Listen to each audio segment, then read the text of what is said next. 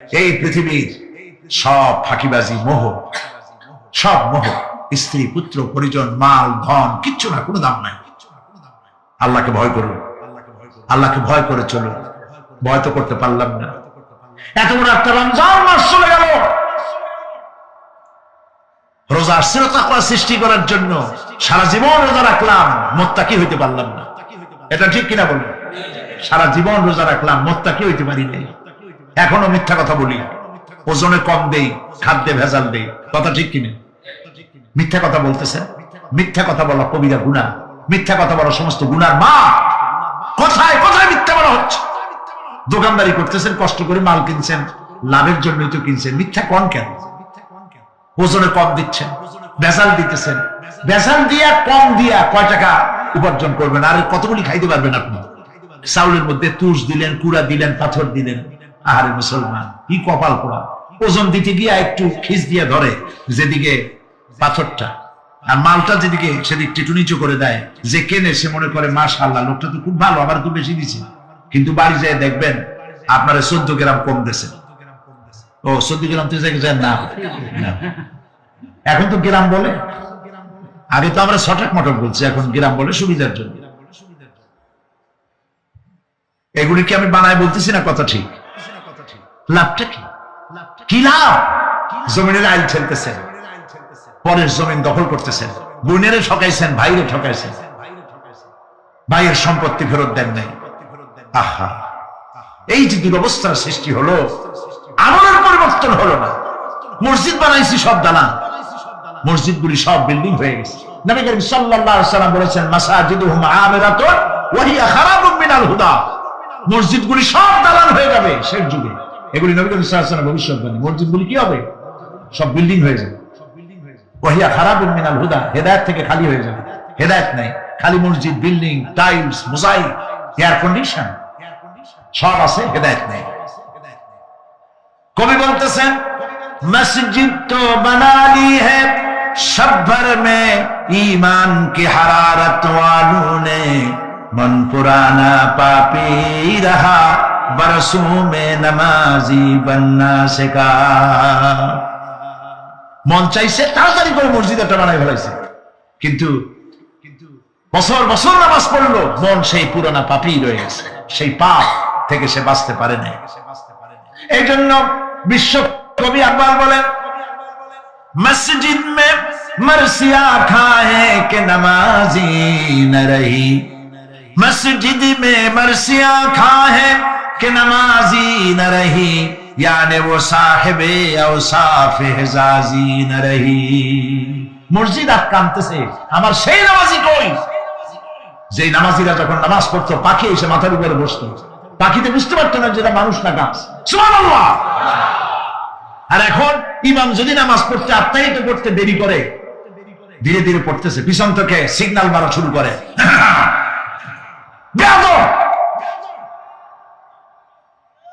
ইমাম যদি নামাজের মধ্যে, ইমামকে কঠোর গলায় কাশি দিয়ে আপনি ডিকটেট করতে পারবেন না, বেয়াদবি, নামাজ নষ্ট হয়ে যাবে। অনেকে করে কিনা বলে, ওর নিজেরটা শেষ হয়ে গেছে, এই জন্য ইমাম করে না কেন, সেই জন্য কাশি দেয়। এটা ফাজলামি করার জায়গা না। প্রিয় ভাই সব, সুতরাং আমল যদি ভালো না হয়, মসজিদ সুন্দর বানায় লাভ হবে না। আমল যদি ভালো না হয়, সুন্দর জামা টুপি পরে কোনো লাভ হবে না। শরীরে হয়েছে ক্যান্সার আর মাথায় মারতেছে লক্ষ্মী বিলাসের তেল, লাভ আছে? বলেন লাভ আছে? কোনো লাভ নাই। আমল পরিবর্তন, মিথ্যা ছাড়তে হবে, মিথ্যা ছাড়তে হবে। ওয়াদা করতে পারবেন যে মিথ্যা বলবো না? পারবেন? الدنيا ومزرة الآخرة الدنيا ومزرة الآخرة আল্লাহর প্রিয় নবী মুহাম্মদুর রাসূলুল্লাহ সাল্লাল্লাহু আলাইহি ওয়াসাল্লাম বারবার ঘোষণা দিয়েছেন, হে আমার সাহাবীরা, আমি তোমাদেরকে জানিয়ে দিলাম, তোমরা তোমাদেরকে দাওয়াত পৌঁছাই দিলাম। এই দুনিয়া এমন একটি দুনিয়া, যে দুনিয়া হচ্ছে আখিরাতের সঞ্চয় করার একটি স্থান। ধরে বলেন সুবহানাল্লাহ। এই দুনিয়াতে যে যাই করবে, তার ফলাফল সে হাসরের ময়দানে হাতে নিবে।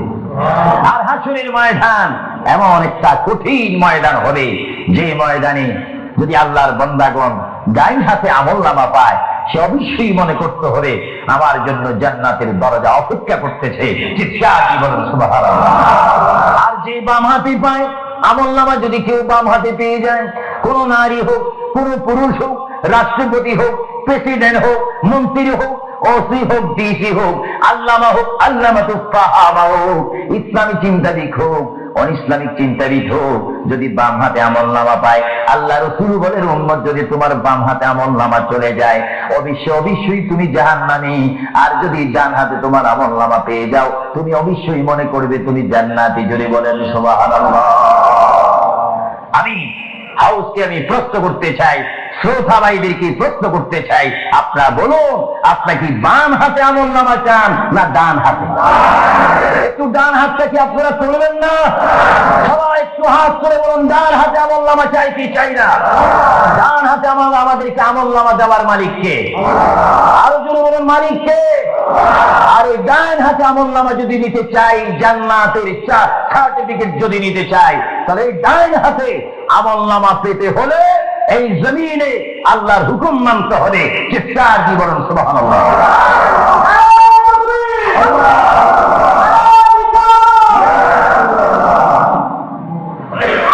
যারা আল্লাহর হুকুমকে মেনেছেন তারা হয়েছেন সাহাবায়ে কেরাম। জোরে বলেন কি? আপনাদের সকলের অন্তরে, সকলের দিলে, সকলের মনে সাহাবায়ে কেরামের ভালোবাসা আছে কিনা? এইদিকে একটু আওয়াজটা কম কেন হলো? আশ্চর্য হয়ে গেল। জবাব দেন, সাহাবায়ে কেরামের ভালোবাসা আছে কিনা? তাদের সাথে কোনো সম্পত্তি নিয়ে কোনো ঝগড়া আছে কিনা? তাহলে একটু জবাব দিবেন। রাসূলুল্লাহ বলেন উম্মত তোমরা যদি নিজের জীবনকে জিরো থেকে যদি হিরো করতে চাও, ডাউন থেকে যদি উচ্চ মুকাম সৃষ্টি করতে চাও, মা আনা আলাইহি ওয়া আসহাবি, আমাকে তোমরা অনুসরণ করবে অথবা আমার সাহাবায়ে কেরামকে অনুসরণ করবে। আমার প্রতিটি সাহাবায়ে কেরামের চরিত্রের মধ্যে রয়েছে তোমাদের জান্নাতে যাওয়ার গ্যারান্টি। চিৎকার দিয়ে বলেন সুবহানাল্লাহ। আমরা সাহাবায়ে কেরামের ভালোবাসা চাই কি চাই না? আরো জোরে বলেন চাই কি চাই না? সাহাবায়ে কেরাম কি করে তারা সাহাবী হয়েছেন? কি করে তারা আল্লাহর হাবিবের শ্রেষ্ঠ বন্ধু হয়েছেন? এটা আমাদের জানার বিষয় রয়েছে। প্রিয় ভাইয়েরা আমার, সাহাবী বলা হয় তাদেরকে যারা রাসূল মেনেছেন, সাহাবী বলা হয় তাদেরকে যারা রাসূল বুঝেছেন, সাহাবায়ে কেরাম বলা হয় তাদেরকে যারা রাসূল পেয়েছেন, পাওয়ার পরে যারা মানার মতো মেনেছেন তাদেরকে বলা হচ্ছে সাহাবায়ে কেরাম। চিৎকার দিয়ে বলুন সুবহানাল্লাহ। সাহাবীরা কেমন ভালোবাসতেন আল্লাহর নবীকে? কেমন ভালোবাসতেন? ভাইরা আমার, সাহাবায়ে কেরাম আল্লাহর নবীকে কেমন ভালোবাসতেন?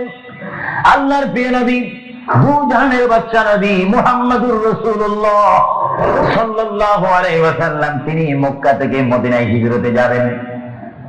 মাতৃভূমি থেকে মক্কা শরীফ থেকে তিনি মদিনাতুল মুনাওয়ারা শরীফে যাবেন।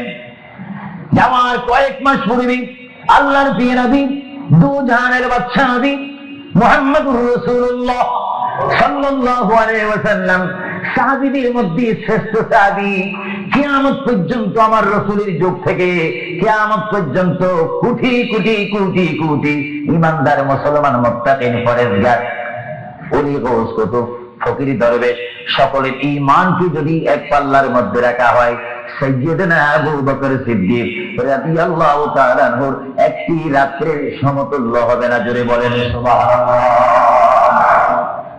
সমস্ত ঈমানদারের ইবাদত যদি এক পাল্লাতে রাখা হয়, সাইয়্যিদনা আবু বকর সিদ্দিক রাদিয়াল্লাহু তাআলা আনহু এক রাতে যেই ভালোবাসা রাসূলকে দেখিয়েছেন তার পরিমাণ ভালোবাসা সমগ্র সৃষ্টি জগতের মুসলমানের হবে না। চিৎকার দিবেন সুবহানাল্লাহ। সাইয়্যিদনা আবু বকর সিদ্দিককে আল্লাহ রাসূল বললেন, আবু বকর, আমি আমার মায়ের দেশ, আমি আমার বাবার দেশ, আমি আমার দাদার দেশ মক্কাতুল মুআজ্জামা মক্কা শরীফ মাতৃভূমি ছেড়ে আল্লাহর হুকুমে কাফেরদের অত্যাচারে আমাকে এখান থেকে হিজরত করে চলে যেতে হবে। যদি আমি হিজরত করি আবু বকর তুমি আমার সঙ্গী হয়ে থাকবে। চিৎকার দিয়ে বলুন সুবহানাল্লাহ।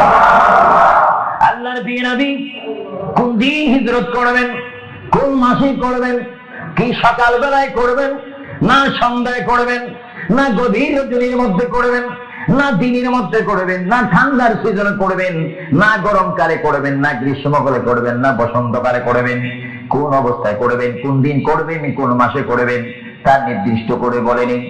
আল্লাহর প্রিয় নবী, দু জানের বাদশা নবী মুহাম্মদুর রাসূলুল্লাহ হিজরত করার টাইমে সাইয়্যিদানা আলী রাদিয়াল্লাহু তাআলা আনহুকে ডাক দিয়ে বলে, আলী, আমি হিজরত করব, আমি রাত্রে আঁধার অবস্থার মধ্যে মাতৃভূমি ছেড়ে চলে যাব।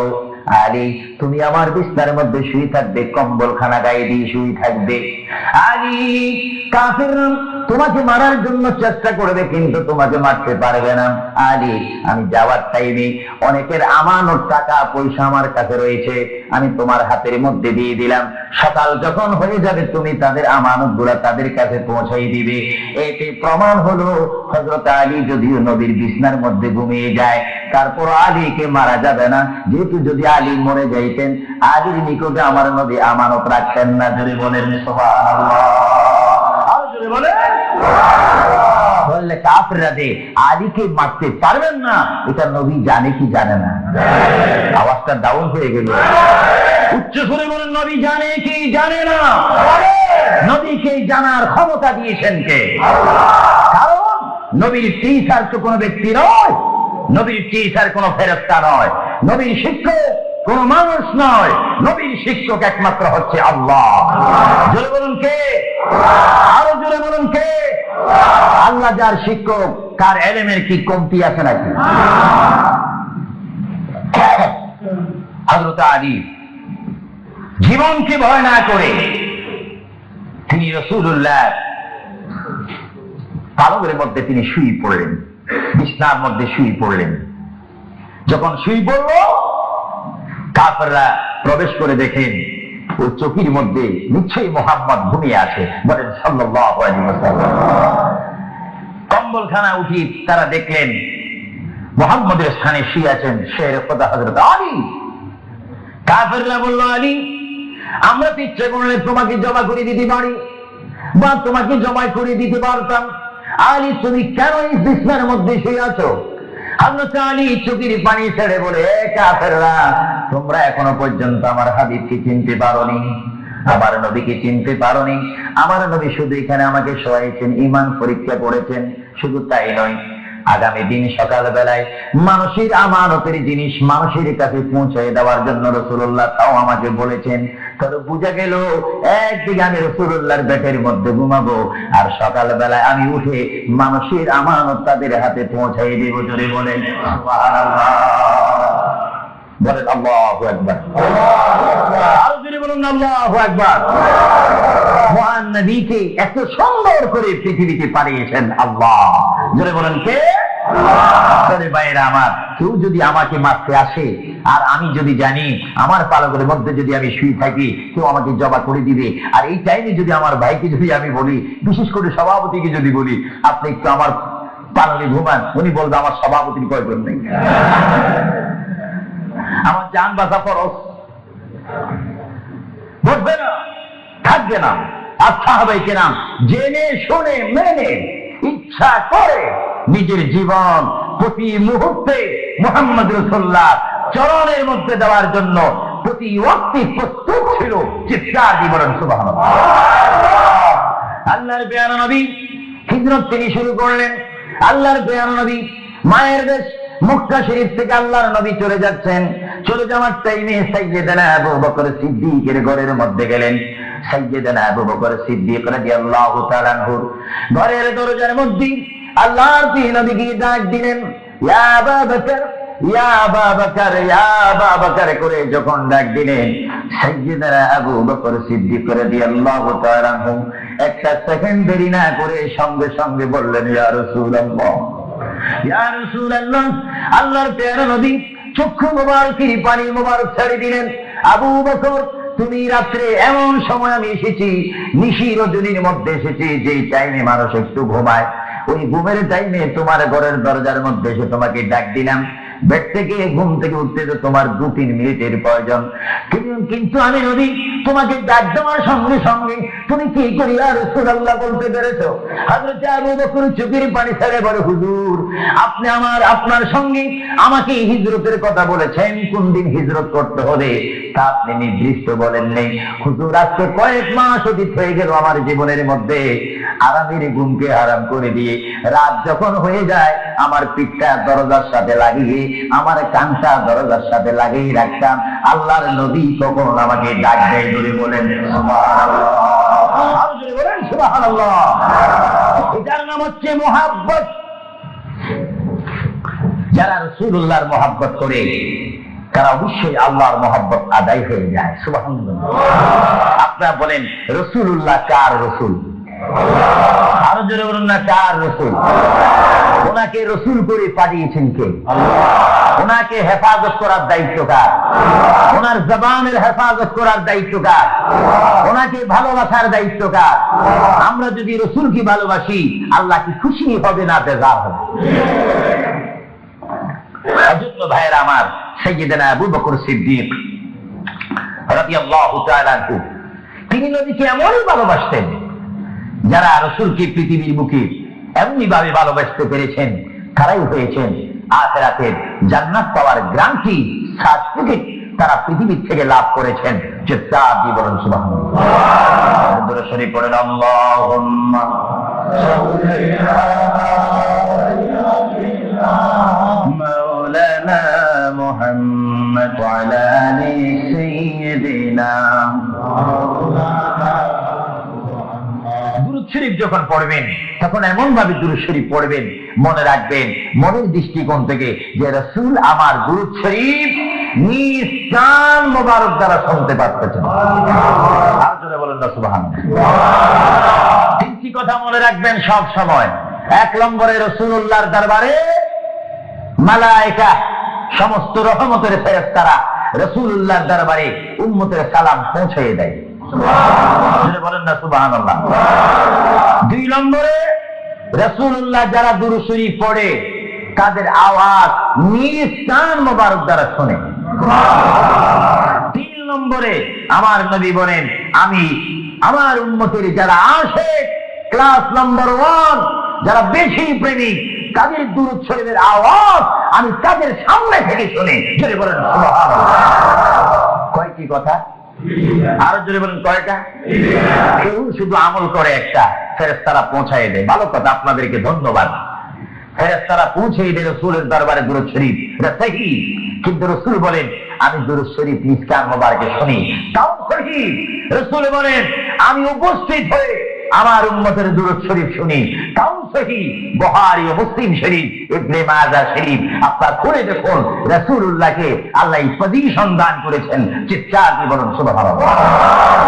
রাসূল যদি মদিনা থেকে আমাদের দুরূদ শরীফ আওয়াজ শোনেন এবং আবার যদি এখানে এসে তিনি শোনেন, এই ক্ষমতা যদি রাসূলুল্লাহকে আল্লাহ দিয়ে থাকেন, আপনাদের কোনো আপত্তি আছে? আওয়াজ বুঝে দেয় কিছু কিছু আপত্তি আছে। তো আমার মুসলমান ভাইরা বলেন আপত্তি আছে? আরো যদি বলেন কোন অভিযোগ আছে? রাসূলুল্লাহকে ক্ষমতা দিয়েছেন কে? আরো যদি বলেন কে? আমরা কমিটি সিদ্ধান্ত করে ক্ষমতা প্রদান করলাম। যদি কাউকে ক্ষমতা প্রদান করতে হয় সেখানে অভিযোগ সৃষ্টি হয়, গন্ডগোল সৃষ্টি হয়। রাসূলুল্লাহকে ক্ষমতা দেওয়ার মালিক আমরা নয়, রাসূলুল্লাহকে ক্ষমতা দিয়ে পরিপূর্ণ ক্ষমতাবান করে আল্লাহ রাব্বুল আলামিন এই গোটা জমিনকে উজালা করার জন্য আল্লাহর পক্ষ থেকে তাকে পাঠানো হয়েছে। চিৎকার দিয়ে বলেন সুবহানাল্লাহ। সাইয়্যিদনা আবু বকর সিদ্দিক রাসূলুল্লাহকে ভালোবেসেছেন। আপনারা জানেন মুহাম্মদ রাসূলুল্লাহকে ভালোবাসলে উম্মতের কি অবস্থা হয়। আপনারা যারা মক্কা শরীফ গিয়েছেন, হজ করেছেন, সেখান থেকে আপনারা গিয়েছেন বিশ্বের শ্রেষ্ঠতম দামিময় শহর, বিশ্বের শ্রেষ্ঠতম 70,000 রাত্রি 70,000 আজকে দিনে যারা আগমন করলো ফেরেশতা কিয়ামতের আগে তারা আর আসার সুযোগ পাবে না। আজকে যারা আসলো কিয়ামত পর্যন্ত এক গ্রুপ অপর গ্রুপের সঙ্গে সাক্ষাৎ হবে না। এমনি ভাবে দিনে 70,000 রহমতের ফেরেশতা, রাত্রে 70,000 রহমতের ফেরেশতা আমার প্রিয় নবীর রওজা মুবারক জিয়ারত করার জন্য আমার আল্লাহ আসমান থেকে পাঠিয়ে দিচ্ছেন। জোরে বলেন সুবহানাল্লাহ, আল্লাহু আকবার, আরো জোরে বলেন আল্লাহু আকবার, আল্লাহু আকবার। তাহলে এই হাদিসে প্রমাণ হচ্ছে মুহাম্মদ রাসূলুল্লাহর রওজা মুবারকে দিনে যদি 70,000 রহমতের ফেরেশতার আগমন করে, রাত্রে যদি 70,000 আগমন করে, 70 দুটোটা 70 যদি যোগ দেওয়া হয় কত হবে? আর যদি বলে 1,40,000 ফেরেশতা দৈনিক বাধ্যতামূলক আমার রাসূলের রওজা মুবারক জিয়ারত করে দুরূদ শরীফ পড়ে রাসূলুল্লাহর সালাম দিচ্ছে। চিৎকার দিয়ে বলেন সুবহানাল্লাহ, আরো জোরে বলেন না সুবহানাল্লাহ। আপনারা সেই সোনার মদিনার রাসূলের কদম মুবারকে যেতে চান কি চান না? আরো জোরে বলেন চান কি চান না? রাসূলের কদমে গেলে গুনাহ হয় না, গুনাহ মাফ হয়। দুরূদ শরীফ পড়েন, বালাগাল উলা বিকামালিহি কাশাবাদ দুজা বিজামালিহি হাসানাত জামিউ খাসালিহি সাল্লু আলাইহি নকিতা খুদা তুজকো। আল্লাহর প্রিয় নবী মুহাম্মদ রাসূলুল্লাহ সাল্লাল্লাহু আলাইহি ওয়াসাল্লামের রওজা মুবারকে তিনি শুয়ে আছেন। তাহলে বুঝা গেল তিনি এখন জাহিরি ভাবে পৃথিবীতে নাই, তিনি এখন কবর মুবারকে রয়েছে। চিৎকার দিয়ে বলুন সুবহানাল্লাহ। কোথায় রয়েছে? আরো জোরে বলুন কবর। আপনাদেরকে একটি প্রশ্ন করে জবাব চাই, আপনারা বলুন মক্কা শরীফ আল্লাহর ঘরের সাথে একটি পাথর আছে কিনা? যে পাথরে চুমা দিলে কি গুনাহ হয় না, গুনাহ মাফ হয়? আওয়াজে বুঝে যায় কিছু কিছু গুনাহ হয়। জোরে বলুন গুনাহ হয় না, গুনাহ মাফ হয়? ওই পাথরটির নাম কি? আসওয়াদ পাথর। মূলত ওই পাথরটি হচ্ছে একটি ফেরেশতা। এখানে চুমা দিলে গুনাহ মাফ হয়। আপনারা বলেন লন্ডনের জমিন বলেন, ওয়ালহাম বলেন, ম্যানচেস্টার বলেন, নর্থাম্পটন বলেন, নিউক্যাসল বলেন, এই জায়গায় যথেষ্ট পরিমাণ বড় বড় পাথর আছে কিনা? আরো জোরে বলে আছে না? সাগরের পাড়ে গেলে অনেক পাথর দেখা যায় না? কিন্তু পাথরে কোনোদিন কি আপনারা চুমা দিয়েছেন? আল্লাহ আমার গুনাহটা মাফ করে দাও। মক্কা শরীফের পাথরটা একেবারে ছোট, এটা তো দেখতে বড় দেখা যায়, চুমা দিলে গুনাহ মাফ হবে? বড়ে বরং সেই পাথরে চুমা দিতে গিয়ে দাঁত অ্যাক্সিডেন্ট হওয়ার সম্ভাবনা আছে। কিন্তু আসওয়াদ পাথরে চুমা দিলে জীবনের গুনাহ কি হয়ে যায়? আসওয়াদ পাথর, তোমার মধ্যে কি গুণ, তোমার মধ্যে কি ফায়দা রয়েছে, তোমার মধ্যে কি আকর্ষণ রয়েছে, তোমার মধ্যে কি পাওয়ার রয়েছে, তোমার মধ্যে কি নূর রয়েছে, স্পিড রয়েছে, এই পাথর তোমার থেকে আমরা জানতে চাই। পাথরটি জবাব দিবে আমার ব্যক্তিগত কোনো গুণ নেই, আল্লাহর প্রিয় নবী দু জাহানের বাদশা নবী মুহাম্মদুর রাসূলুল্লাহ আমি পাথরের গায়ে চুমা দেওয়ার কারণে কিয়ামত পর্যন্ত যত মুসলমান আমার গায়ে চুমা দিবে তাদের গুনাহগুলি আমি চুম্বকের মতো চষে নেব। জোরে বলেন সুবহানাল্লাহ, আল্লাহু আকবার, আল্লাহু আকবার। মুহাম্মদ রাসূলুল্লাহ যে পাথরে চুমা দিয়েছে সেই পাথরে চুমা দিলে গুনাহ হয় না গুনাহ চলে যায়? আরো জোরে বলেন গুনাহ। যদি পাথরকে রাসূল পাক হাত দেওয়ার কারণে পাথরের যদি এত গুণ হয়, এত স্পিড হয়, এত গুণগান হয়, আর সেই রাসূলের দরবারে যদি আপনি উপস্থিত হয়ে ইয়া রাসূলুল্লাহ করে ডাক দেন, আপনার গুনাহ মাফ হওয়ার ব্যবস্থা আছে কিনা? আরো জোরে বলেন আছে কিনা? আমার আল্লাহ বলেন, হ্যাঁ পৃথিবীর মানুষ, হ্যাঁ আমার বান্দারা, তোমরা দুনিয়ার মধ্যে গিয়েছো, আমি তোমাদেরকে দুনিয়ার মধ্যে পাঠাইলাম। পাঠাইবার পরে আমি জানি তোমরা অনেক অন্যায় পথে যাবে, অনেক কাজ করবে, যে কাজগুলোর মধ্যে তোমাদের গুনাহ হয়ে যাবে। এবং তোমরা গুনাহ করবে তাও আমি ভালো মতো জানি, তোমরা পাপ করবে তাও আমি ভালো মতো জানি। বান্দারে পাপ করার পরে, গুনাহ করার পরে একাই কি মসজিদের মধ্যে তোমরা কেঁদেছো, রব্বানা যালামনা, বলেন রব্বানা যালামনা আনফুসানা ওয়া ইন লাম তাগফির লানা ওয়া তারহামনা লানাকুনান্না মিনাল খাসিরিন বলে বলে মসজিদে কেঁদেছো। আসরের নামাজ পড়ে কেঁদেছো, যোহরের নামাজ পড়ে কেঁদেছো, মাগরিবের পড়ে কেঁদেছো, এশার নামাজ পড়ে কেঁদেছো। বান্দা, নামাজের মুসল্লা যখন বসে যাও, আমি আল্লাহকে তোমরা বারবার বল, আল্লাহ আমার গুনাহ মাফ করে দাও। তারপর আমি তোমাদের এই গুনাহ মাফ করে নিই। তারপর তোমরা নিশি রাত্রে, মানুষ যখন ঘুমিয়ে যায়, তোমার বিবি যখন ঘুম যায়, তোমার ছেলে যখন ঘুম যায়, তুমি নিশি রাত্রে ঠান্ডা পানি দিয়ে ওযু বানিয়ে নামাজের মুসল্লায় বসে তুমি আবার যখন ডাক মাফ করার জন্য রাসূলুল্লাহর দরবারে যাওয়ার দরকার আছে কিনা? শিক্ষার জীবনে আছে কিনা? এটা কোরআনের অপব্যাখ্যা নয়, কোরআন শরীফের আয়াত। ওয়ালাউ আন্নাহুম ইয যালামু আনফুসাহুম জাউকা, যারা তাফসীর পড়েছেন, তাফসীর জালালাইন পড়েছেন, টাইটেল পড়েছেন, বুখারী পড়েছেন, মুসলিম পড়েছেন, ইবনে মাজাহ পড়েছেন, সিয়াসিত্তা পড়েছেন, হাদিস পড়েছেন, ইজমা পড়েছেন, কিয়াস মেনেছেন, উসুল মেনেছেন, বালাগাত মেনেছেন, মুনতিক মেনেছেন, শরীয়ত বুঝেছেন, তরিকত বুঝেছেন, হাকিকত বুঝেছেন, ইলমে লুদুনি পেয়েছেন, ইলমে তাসাউফ মেনেছেন, তারা অবশ্যই স্বীকার করবে মানুষের একমাত্র মুক্তির স্থান, পরিত্রাণের স্থান, আসরের স্থান, নাজাতের স্থান, আল্লাহ পাওয়ার স্থান মুহাম্মদুর রাসূলুল্লাহ কদম মোবারক। চিৎকার দিয়ে বলেন সুবহানাল্লাহ।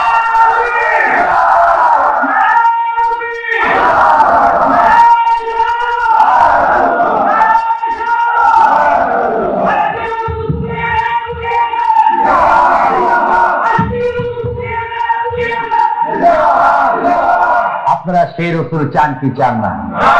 অবশ্যই চাইবেন, না চাইলেও চাইবেন। কেন চান নাই? অবশ্যই আফসোস করবেন। কারণ পৃথিবীতে সন্তান রয়েছে, বিবির জন্য স্বামী রয়েছে, স্বামীর জন্য বিবি রয়েছে, সন্তানের পাশে মা রয়েছে, মায়ের পাশে সন্তান রয়েছে। এটার নাম দুনিয়া। আর দুনিয়া ও মাজরাতুল আখিরা। কিন্তু এই দুনিয়া যেই দিন জীবনের সমাপ্তি, বিদায় ঘন্টা বেজে যাবে, সেই দিন সন্তান ইচ্ছা করে মায়ের পা ছেড়ে দিবে, পিতা তার মায়ের সামনে থেকে চলে যাবে। এমনি ভাবে সবাই বিচ্ছিন্ন হয়ে যাবে, সব চলে যাবে। একমাত্র সাথী হবে, আপন হবে, বন্ধু হবে, কবরের সঙ্গী হবে। সবাই বলেন মুহাম্মাদুর। আরো জোরে বলেন না মুহাম্মাদুর। আপনারা সেই রাসূল চান কি চান না? সেই রাসূলের চরিত্রের মধ্যে উম্মতের রক্ষা পাওয়ার গ্যারান্টি আছে কিনা? এত জোরে শরীফ বলেন আল্লাহুম্মা সাল্লি আলা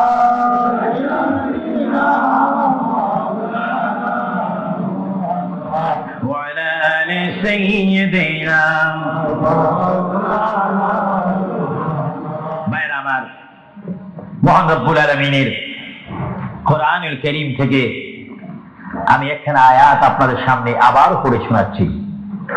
আমরা যারা এখানে উপস্থিত রয়েছি, আমাদের সকলের জীবনের সাথে সঙ্গে সঙ্গে রয়েছে মওত। জুড়ে বলুন কি? মরণ। মরণ মানে নড়াচড়া নাই, কথা নাই, শক্তি দেখাইবার ক্ষমতা নাই, চিৎকার দেওয়ার কোনো আওয়াজ নাই। এটার নাম কি? আবার আপনার এই বডি থেকে, দেহ থেকে, শরীর থেকে, জিসিম থেকে প্রাণ পাখি চলে যাবে, রূহ। সেই রূহ যখন আমাদের সামনে থেকে, ভিতর থেকে চলে যাবে, তখনই আমাদেরকে ঘোষণা করা হবে মরহুম। স্পিকার যখন ছিলাম, আসন গ্রহণ করে আন্তর্জাতিক বক্তা আবু সুফিয়ান আল কাদেরী বক্তব্য দিচ্ছে, আর যখনই আমার নিঃশ্বাসটা চলে যাবে, সেই দিন আন্তর্জাতিক শব্দ আর ব্যবহার হবে না। সেই দিন সবাই আমাকে বলবে, ইসলামিক আহলে সুন্নাহ ইসলামিক ফাউন্ডেশনের সকল সদস্যরা, সকল ইমানি ভাইয়েরা, সুন্নি মুসলমান ভাইয়েরা, তাওহীদ ও রিসালাত বিশ্বাসী ভাইয়েরা, সেই দিন আমাকে অবশ্যই ঘোষণা দিবেন মরহুম। জোরে বলেন কি? কিছুক্ষণ আগে আমি ছিলাম সাহেব, কিছুক্ষণ আগে ছিলাম আমি মাওলানা, কিছুক্ষণ আগে ছিলাম আল্লামা, কিছুক্ষণ আগে ছিলাম বিশ্বনন্দিত, কিছুক্ষণ আগে ছিলাম বিশ্ব মুফাসসির, আর এখন হয়ে গেলাম কি? মরহুম। অর্থাৎ এখন কি নাই? জীবন নাই, রূহ নাই, প্রাণ নেই। জোরে বলুন কি নাই? আমাদের সকলের বর্তমান এই মুহূর্তে আমার মা বোন বলেন, আমার ছোট ভাইয়েরা বলেন, বাবারা বলেন, আমার জ্ঞানী গুণী ভাইয়েরা বলেন, আমাদের মধ্যে প্রাণ আছে কিনা? এই প্রাণটা কি আপনার হুকুমের মধ্যে নাকি? আপনি জানেন চেয়ারে বসেছেন, আপনি জানেন যে মুহূর্তের মধ্যে আপনি কয়েকবার মৃত্যুবরণ করতেছেন। একটি নিঃশ্বাস যদি চলে যায়, বাইর হয়ে যায়, আরেকটি নিঃশ্বাস নেওয়ার ক্ষমতা নেই। যেহেতু এই নিঃশ্বাস প্রতি মুহূর্তে, প্রতি সেকেন্ডে যিনি আমাদের মধ্যে নিঃশ্বাস দিচ্ছে এবং বাহির হচ্ছে, আসতেছে এবং যাচ্ছে, এই নিঃশ্বাস হুকুম মানতেছে কার? আরো জোরে বলুন কার? হঠাৎ করে যদি বন্ধ হয়ে যায়, পলিসি শেষ, ব্যবসা শেষ, ঘরের সেই সামানা সৌন্দর্য, সেই চেয়ার পালং, সেই স্বর্ণ হীরা মুক্তা পাউন্ড ডলার রিয়াল সব কি এসেছেন আপনি। এখান থেকে আপনার বেডে আর যদি মৃত্যু হন, আর ঘরে আপনাকে ঢুকাবে না। 2000 200,000 পাউন্ড দিয়ে ঘর খরিদ করেছেন, সেই ঘরে আপনার স্থান নেই। আপনাকে মরহুম বলে, মৃত্যু বলে আপনাকে ঘোষণা দেওয়া হবে এই ঘরে তার স্থান নাই। তার এমন একটি স্থান যেখানে পৃথিবীর আলো নাই, বাতাস নেই, চেরাক নেই, লাইট নেই, সাথী নেই, সঙ্গী নেই, পাড়াপড়শি নেই, সমাজের কেহ নেই, রাষ্ট্রের কেহ নেই, বন্ধুত্ব কেহ নেই। এমন একটি জায়গায় তাকে পৌঁছে দেওয়া হোক যেই জায়গার নাম বলা হয় আলমে বারযুখ। ওই যুগের প্রথম গাছের নাম 3.5 হাত গড় হবে, সেই গড়টির নাম হবে কবর। চিৎকার দিয়ে বলুন সুবহানাল্লাহ। আরো জোরে বলুন না সুবহানাল্লাহ। সেই কবরে আমাদের যাওয়ার প্রোগ্রাম আছে কিনা? এই জন্য আমার বিষয় হচ্ছে কবর ও হাসর। কবর কি? কবরে আপনাকে যেতে হবে। সেই কবর কি? যার ডানে হবে মাটি, বামে মাটি, পিছে মাটি, সামনে মাটি, উপরে মাটি, চতুর্দিক ষষ্ঠ দিক আপনার মাটি থাকবে। সেই জায়গার নাম হবে কবর। আল্লাহ রাব্বুল আলামিন এই জন্য কোরআন শরীফের মধ্যে বলেন, হে পৃথিবীর মানুষ, যেমনি ভাবে আমি তোমাদেরকে পাঠাইলাম আমার ইবাদত করার জন্য, তেমনি ভাবে আমি তোমাদেরকে কোরআনুল কারীমে আবার হুকুম দিলাম। আমার ভাইরা বলুন বিসমিল্লাহির রাহমানির রাহিম। ওয়ালা তামুতুন্না ইল্লা ওয়া আনতুম মুসলিমুন। জোরে বলেন সুবহানাল্লাহ। আমার আল্লাহ বলেন, আমার বান্দার মধ্যে নারী হোক আর পুরুষ হোক, পুরুষ হোক আর মহিলা হোক, উভয় জায়গা থেকে আমি বললাম তোমরা ততক্ষণ পর্যন্ত মৃত্যুবরণ করো না, ততক্ষণ পর্যন্ত তোমরা মরো না, যতক্ষণ পর্যন্ত তোমরা নিজকে নিজে মুসলমান প্রতিষ্ঠিত করতে না পারবে, যতক্ষণ পর্যন্ত তোমরা মুসলমান না হবে, ততক্ষণ পর্যন্ত তোমরা মরো না। মুসলমান কাকে বলে? যারা 5 ওয়াক্ত নামাজ পড়ে। মুসলমান কাকে বলে? যারা 30টি রমজানের রোজা রাখে। মুসলমান কাকে বলে? যারা 30টি তারাবির নামাজ আদায় করে। মুসলমান কাকে বলে? যারা সবে কদর মানে, সবে বরাত মানে, সবে মেরাজ মানে। মুসলমান কাকে বলে? যারা মক্কায় গিয়ে হজ করে। মুসলমান কাকে বলে? যারা মদিনাতুল মুনাওয়ারা গিয়ে রাসূলুল্লাহর জিয়ারত করে। মুসলমান কাকে বলে? যারা কোরআন শরীফ তেলাওয়াত করে। মুসলমান কাকে বলে? যারা বড়কে শ্রদ্ধা করে, যারা ছোটকে আদর করে। মুসলমান কাকে বলে? যারা মায়ের খেদমত পালন করে, বাবাকে শ্রদ্ধা করে, মা বাবার হক পালন করে। মুসলমান কাকে বলে? যারা আল্লাহ এবং তার প্রিয় নবীকে মানার মতো মানতে পেরেছে, তাদেরকে মুসলমান বলা হয়। জোরে বলেন সুবহানাল্লাহ। আরো জোরে বলেন। আমরা শুধু নামে মুসলমান থাকতে চাই না কাজে মুসলমান হতে চাই? আমরা কি নাম চাই না কাজ চাই? আরো জোরে বলুন কি চাই? আমরা কি দরজার বাহিরে ভাত ভাত করতে চাই না ভাত খেতে চাই? কেউ যদি বিবিকে ডাকবে, ভাত, আপনি কোথায়? দরজার বাহিরে। কিয়ামত পর্যন্ত ভাত যাবে না। ভাতের অবস্থা আসতে হবে। নামে মুসলমান নয়, কাজে মুসলমান হওয়া উচিত। আল্লাহ বলেন, বান্দা শুধু তোমরা মুসলমান না হয়ে তোমরা মরো না, মিথ্যা কথা বলো না, পরের হক নষ্ট করো না, আমার রাসূলের শানে তোমরা বেয়াদবি করো না। আমার রাসূলকে যারা ভালোবাসে তারা হচ্ছে ঈমানদার। জোরে বলেন সুবহানাল্লাহ। ভাইরা আমার, আমরা যখন বিমারে পড়ি, আমরা মধু খাই। জোরে বলেন কি খাই? আপনি কি মধু চিনেন? এই দেশে কি বলে? মাশাআল্লাহ, সবাই সবকিছু জানেন। মধু তিতা না মিঠা? আওয়াজ বুঝে যায় কিছু কিছু তিতা। তো গাল ভরা যদি জ্বর থাকে তাহলে তিতা অনুভব হয়। যদি কেউ যদি মধুকে বলে তিতা, তাহলে মনে করতে হবে তার বডির মধ্যে ডিস্টার্ব আছে, সে নিজে তিতা। কেউ যদি বলে ইসলাম ভালো না, মনে করতে হবে সে নিজেই ভালো না। ইসলাম পরিপূর্ণ ঠিক। বলে ইয়া রাসূলুল্লাহ, ইয়া হাবিবাল্লাহ, আমরা 100 প্রকার ফুল হোক, 10 প্রকারের ফুল হোক, সমস্ত ফুল থেকে ঘ্রাণ লাভ করে যখন একসাথে আমরা রাখি, রাখার পরে আপনি রাসূলের উপরে দরুদ শরীফ পড়ি, পড়া মাত্র এটা মধু হয়ে যায়। জোরে বলেন সুবহানাল্লাহ, আল্লাহু আকবার। আরো জোরে বলুন আল্লাহু আকবার। মধু পোকায়, রাসূল চিনে। জোরে বলেন মধু পোকায়, রাসূল চিনে। এজন্য তাদের সেই মুখের পানি কি হয়ে যায়? আরো জোরে বলুন না কি হয়ে যায়? মধু পোক শ্রেষ্ঠ না আমরা শ্রেষ্ঠ? আরো জোরে বলুন কি শ্রেষ্ঠ? ততক্ষণ পর্যন্ত আমরা শ্রেষ্ঠত্ব লাভ করবো না যতক্ষণ পর্যন্ত আমরা শ্রেষ্ঠ নবীকে চিনব না, ততক্ষণ পর্যন্ত শ্রেষ্ঠওয়ালা বলতে পারবো না যতক্ষণ পর্যন্ত আমরা শ্রেষ্ঠ নবীর গোলামি করব না। চিৎকার দিয়ে বলুন সুবহানাল্লাহ। এজন্য আমার প্রিয় ভাইয়েরা আবার বলুন, আমরা রাসূল চাই কি চাই না? আমার প্রিয় নবী মুহাম্মদ রাসূলুল্লাহ সাল্লাল্লাহু আলাইহি ওয়াসাল্লাম, বর্তমান তিনি রয়েছেন রাউজা মুবারক। জোরে বলেন রাউজায়ে। যে রাউজা মুবারকের মাটি হচ্ছে আরশ আজিম চাইতে অনেক গুণে দামি। আর জোরে বলেন না সুবহানাল্লাহ। কারণ রাসূলুল্লাহ সাল্লাল্লাহু আলাইহি ওয়াসাল্লামের দাম আরশ আজিম চাইতে কম না বেশি? কেন বেশি? আরশ আজিমকে যদি প্রশ্ন করা হয়, কুরসিকে যদি প্রশ্ন করা হয়, লৌহে কলমকে যদি প্রশ্ন করা হয়, তোমাদেরকে যদি প্রশ্ন করে জানতে চাই তোমরা কি বলতে চাও? তোমাদেরকে আল্লাহ রাব্বুল আলামিন কি দ্বারা সৃষ্টি করেছে? লৌহে কলম আরশ আজিম সবকিছু জবাব দিবে, ব্যস্ত দুজক থেকে জবাব আসবে। আমাদেরকে আল্লাহ নবীজির পাসিনা গাম থেকে তৈরি করেছে। ধরে বলেন সুবহানাল্লাহ।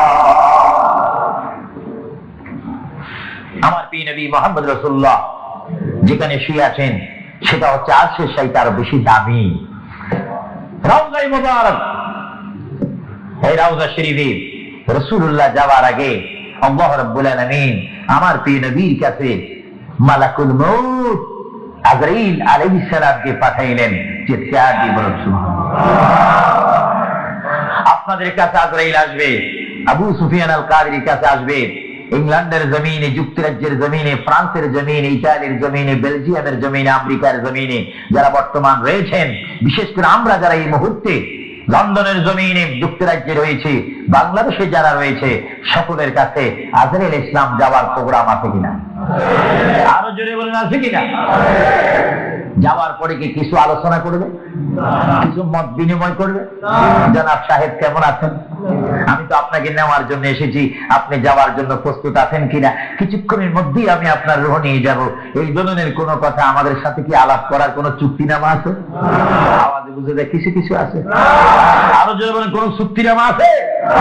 কিন্তু আসবেন তিনি, আসা মাত্র প্রাণটা নিয়ে যাবে।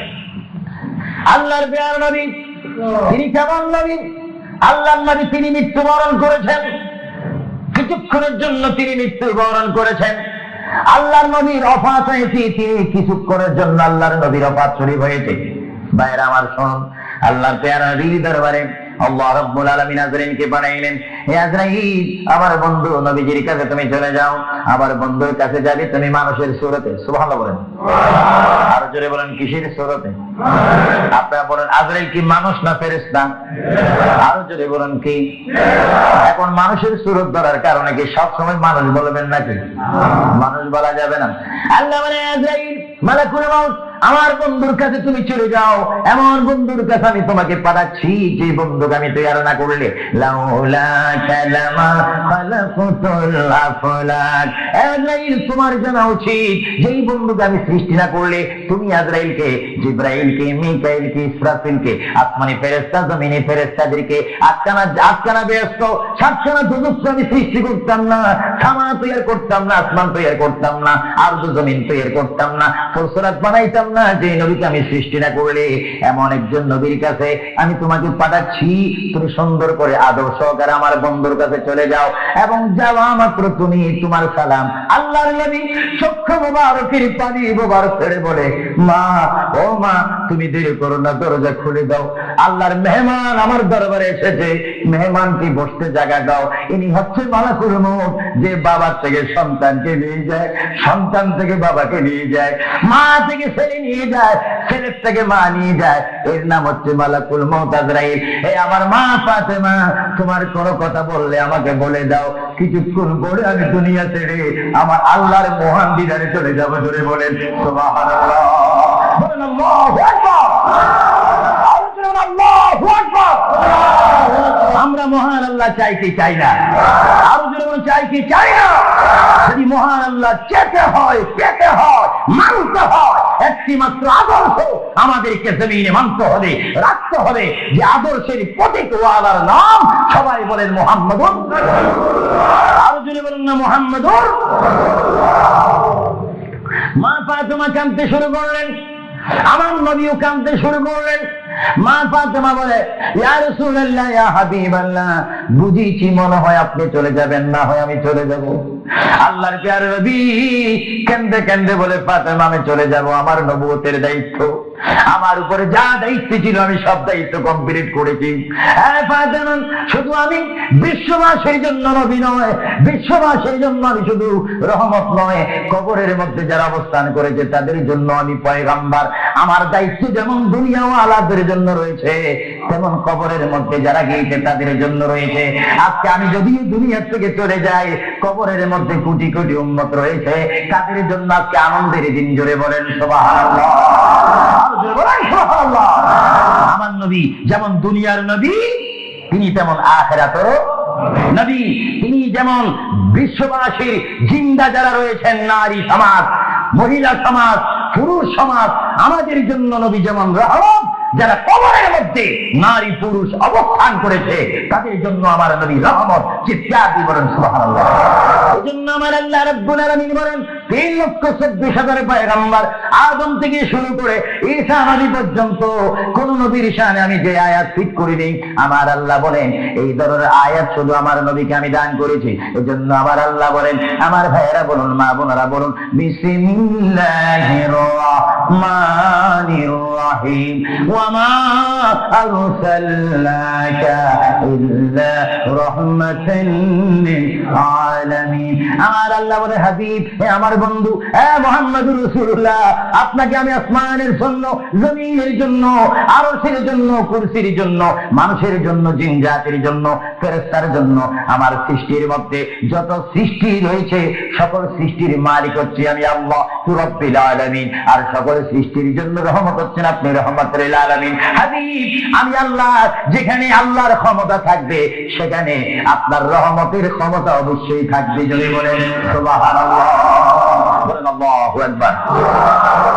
যেখানে আমার আল্লাহ বলেন সেখানে মুহাম্মাদুর, আরো জোরে বলেন, যেখানে আল্লাহ সেখানে মুহাম্মাদুর রাসূলুল্লাহ। শুধু এই আহলে সুন্নাহ ইসলামিক ফাউন্ডেশনের আমরা যারা মুসলমান রয়েছি, আমাদের সকলের নবীর নাম কি?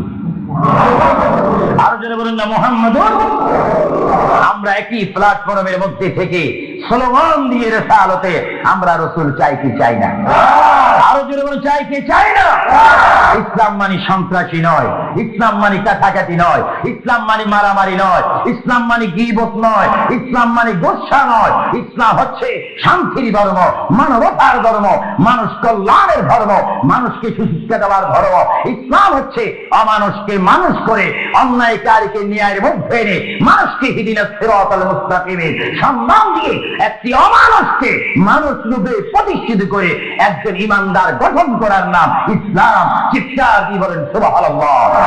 আমরা এই শান্তির ধর্ম ইসলাম চাই কি চাই না? হাত তুলে বলুন চাই কি চাই না? আমরা ইসলাম চাই কি চাই না? যারা ইসলামের প্রতি আস্থা রয়েছে হাত তুলুন। আমরা ইসলাম চাই কি চাই না? না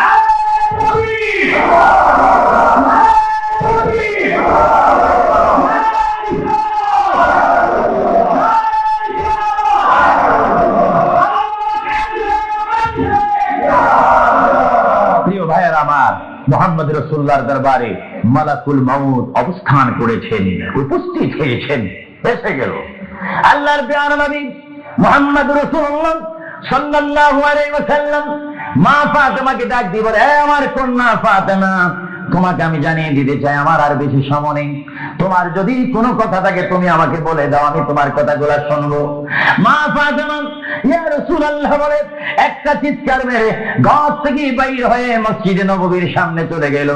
মা ফাতেমা সেখানে গিয়ে দেখে ইমাম হাসান হোসেন খেলাধুলা করতেছে। মা তার সন্তানকে ডাক দিচ্ছে, হাসান আর হোসেন, তোমরা বুঝি এখানে তোমরা খেলাধুলা করতেছো? আমার বাবা বিশ্বনবী মুহাম্মদুর রাসূলুল্লাহ সাল্লাল্লাহু আলাইহি ওয়াসাল্লাম দুনিয়া থেকে চলে যাচ্ছে, তোমাদের যদি কিছু চাওয়ার থাকে পাওয়ার থাকে তোমরা আমার বাবার কাছে চলে যাও। আল্লাহর নবীর নাতি ইমাম হাসান হোসেন ইয়া নবী বলে বলে, ইয়া রাসূল বলে বলে চিৎকার দিয়ে তারা আমার নবীর কাছে চলে আসলো। কিতাবের মধ্যে আসে দুনো ভাই আল্লাহর নবীকে জড়ে ধরে বলে, নানা গো, ও নানা, আমাদের বাবা আলীর মতো গরীব সাহাবী দুনিয়ার মধ্যে নাই। আমাদের মা ফাতেমা জান্নাতের মহিলাদের সরদার বলে আপনি ঘোষণা দিয়েছেন, আমাকে জান্নাতের নওজওয়ানদের সরদার বলে ঘোষণা দিয়েছেন। নানা গো, পৃথিবীর বুকে থাকতে হলে তো পেটের প্রয়োজন আছে, খিদার প্রয়োজন আছে। ও নানা, যখন দুনিয়ার মধ্যে খিদা পাইতো 3 দিন 4 দিন পর্যন্ত আমার মা গুনে চুলাতে আগুন দিতে পারতেন না। টাকা নাই, পয়সা নাই, চুলাতে পর্যন্ত আগুন জ্বলে না, কাপড় বেঁধে বেঁধে আমরা রাত্রে ঘুমাইতাম। ইয়া রাসূলুল্লাহ, ইয়া হাবিবাল্লাহ, আপনার রহমতের চেহারার দিকে যখন নজর করতাম আমাদের পেটটা ভরে যাইতো, খিদার কথা আমরা ভুলিয়ে যাইতাম। ইয়া রাসূলুল্লাহ, আপনি যদি দুনিয়া থেকে চলে যান আমরা কার চেহারার দিকে নজর করে আমাদের পেটের খিদা দূর করব? আল্লাহর নবী চক্ষু মুবারকের পানি ছেড়ে বলে, হাসাইন আর হোসেন, তোমরা কেন না? যতবার তোমরা নামাজ পড়বে আর নামাজের মধ্যে তোমরা বলবে আসসালামু আলাইকা আইয়ুহান নাবিয়্যু ওয়া রাহমাতুল্লাহি ওয়া বারাকাতুহু, যতবার তোমরা আমাকে সালাম দিবে ততবার আমি তোমাদের সামনে উপস্থিত থাকবো। ধরে বলে সুবহানাল্লাহ, আল্লাহু আকবার, নারে তাকবীর, নারে রিসালাত, আল্লাহ মাবুদ ওয়া কাদিস। মুহাম্মদ রাসূলুল্লাহ সাল্লাল্লাহু আলাইহি ওয়াসাল্লাম তিনি নিজে কাঁদেন, হাসান কাঁদেন, হুসাইন কাঁদেন, আলীও কাঁদেন, ফাতেমাও কাঁদেন। আজরাইল বলে তিনি আজরাইলও কান্দা শুরু করেছেন। আমি পৃথিবীতে বহু মানুষের রূহ নিয়েছি, প্রাণ নিয়েছি, কিন্তু আমি মালাকুল মউত কোনোদিন কাঁদিনি। এখন আওলাদ রাসূলের অবস্থা থেকে যখন আজরাইলও কাঁদতেছেন, আল্লাহর প্রিয় নবী সাল্লাল্লাহু আলাইহি ওয়াসাল্লাম মা ফাতেমাকে ডাক দিলেন, হে আমার মেয়ে, তোমাকে আমি কত আদর করেছি, তোমার কোনো কথা আছে কিনা? মা ফাতেমা প্রশ্ন করলেন, ইয়া রাসূলুল্লাহ, আপনি তো দুনিয়া থেকে চলে যাবেন, দুনিয়া থেকে চলে যাওয়ার পরে এই জায়গাটার নাম হচ্ছে কবর, কবরের পরে একটা জায়গা হবে হাসর। এই হাসরের ময়দানে কোটি কোটি উম্মত, মা ব্যতীত, বাবা ব্যতীত, আত্মীয় স্বজন ব্যতীত অসহায় হয়ে মানুষ নফসি নফসি করবে, মানুষ নিজের ঘামে নিজেরা সাঁতার কাটবে। ইয়া রাসূলুল্লাহ, ওই বিশাল বড় সূর্যের চাপ মাথার উপরে থাকবে, ওই কঠিন মুসিবতের সময় আমরা আপনাকে কোথায় পাবো? আল্লাহর নবী কেঁদে কেঁদে বলেন, এ ফাতেমা, আমি তোমাকে জানিয়ে দিলাম হাসরের ময়দানে তোমরা আমাকে একটি জায়গায় পাবে, যে জায়গার নাম হচ্ছে মিজান, যেখানে আমার উম্মতের নেক এবং বদি ওজন হবে। ওইখানে আমি নবী দাঁড়িয়ে থাকবো, আমার উম্মতকে যেন ফেরেশতারা জাহান্নামে যেতে না পারে। বলে সুবহানাল্লাহ। আল্লাহর পেয়ারা নবী কেন্দে কেন্দে বলেন, ফাতেমা আমাকে তুমি মিজান পাল্লাতে পাবে। আর ফাতেমা প্রশ্ন করলেন, ইয়া রাসূলুল্লাহ, যদি মিজানে যদি আপনাকে না পাই। আল্লাহর নবী কেঁদে কেঁদে বলেন, আমাকে তোমরা জাহান্নামের দরজার মধ্যে পাবে। ইয়া রাসূলুল্লাহ, সেখানে যদি না পাই কৌসারাতের গোড়ার মধ্যে পাবে। ইয়া রাসূলুল্লাহ, সেখানে যদি না পাই হাউজে কৌসারের কিনারায় পাবে। মা ফাতেমা কেঁদে কেঁদে বলেন, বাবা গো ইয়া রাসূলুল্লাহ, এটি টাইমে যদি চারটি জায়গার মধ্যে যদি আপনার উম্মত মুসিবতের মধ্যে পড়ে যায়, আপনার একা পক্ষে কিভাবে সম্ভব হবে তাদেরকে রক্ষা করার জন্য? আল্লাহ নবী চোখের পানি ছেড়ে বলে, ফাতেমা তুমি আমাকে এত বড় চিনতে পারো নাই গো ফাতেমা, তুমি জগতের বাবার মতো আমাকে বাবা মনে করো না। ফাতেমা, আকাশে যখন বৃষ্টি হয়, ওই বৃষ্টি পড়ার আগে আকাশে বীজ মারে ঝিলিক মিলিক করে। ফাতেমা, আমার উম্মত গুনাহগারকে আমি রক্ষা করার জন্য বৃষ্টির মতো হাতের ময়দানে দৌড়াদৌড়ি করবো। একটা উম্মত তো আমি জাহান্নামে যাই যেতে বলা করে বলেন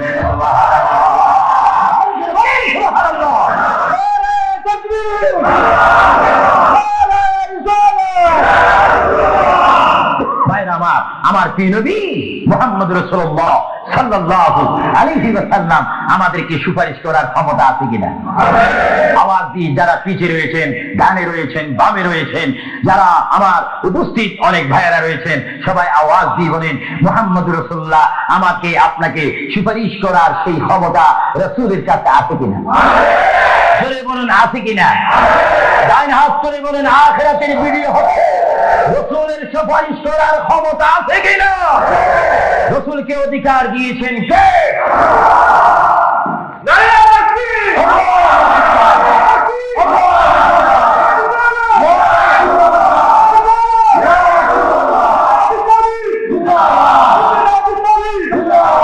আল্লাহর প্রিয় নবী, দুজাহানের বাদশা নবী মুহাম্মদুর রাসূলুল্লাহ সাল্লাল্লাহু আলাইহি ওয়াসাল্লাম, তিনি কেমন নবী? আল্লাহর প্রিয় নবী, দুজাহানের বাদশা নবী তিনি ফাতেমার সাথে এই কথাগুলো বললেন। এই জন্য আমার ভাইয়েরা, যারা জ্ঞানী গুণী ভাইয়েরা রয়েছেন, জীবন পেয়েছি, জীবনটা পাওয়ার আগে মায়ের পেটের মধ্যে ছিলাম, মায়ের পেটে আসার আগে আমরা রূহ জগতের মধ্যে ছিলাম, রূহ জগতে আসার আগে আমরা কুদরতের মধ্যে ছিলাম।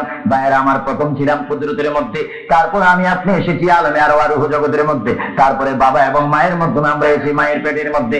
মার পেটকে আমরা বিশাল পৃথিবী মনে করেছিলাম, মায়ের পেট থেকে আমরা আসলাম ধরার বুকে জমিনের মধ্যে, আবার জমিন থেকে আমরা চলে যাব কবরের মধ্যে, কবরের মধ্য থেকে আমরা উঠবো হাসরের ময়দানে। হাসরের ময়দান কঠিন ময়দান হবে, যেই ময়দান নাম হাসরের ময়দান, যেই ময়দানে 12টি সূর্যের তাপ এক মোড়ম হাতের উপরে থাকবে। নিজেরা নিজের গামী সাঁতার করবেন, ইয়া নাফসি বলে বলে আমরা চিৎকার মারবো। সে হাসরের ময়দানে, কঠিন মুসিবতের ময়দানে 50,000 বছর আপনাকে আমাকে অবস্থান করতে হবে। আর সেই কঠিন হাসরের ময়দানে আমার নবী নিজেই হাদিস শরীফের মধ্যে বলেন, শাফাআতি লিআহলিল কাবাইরি মিন উম্মতি।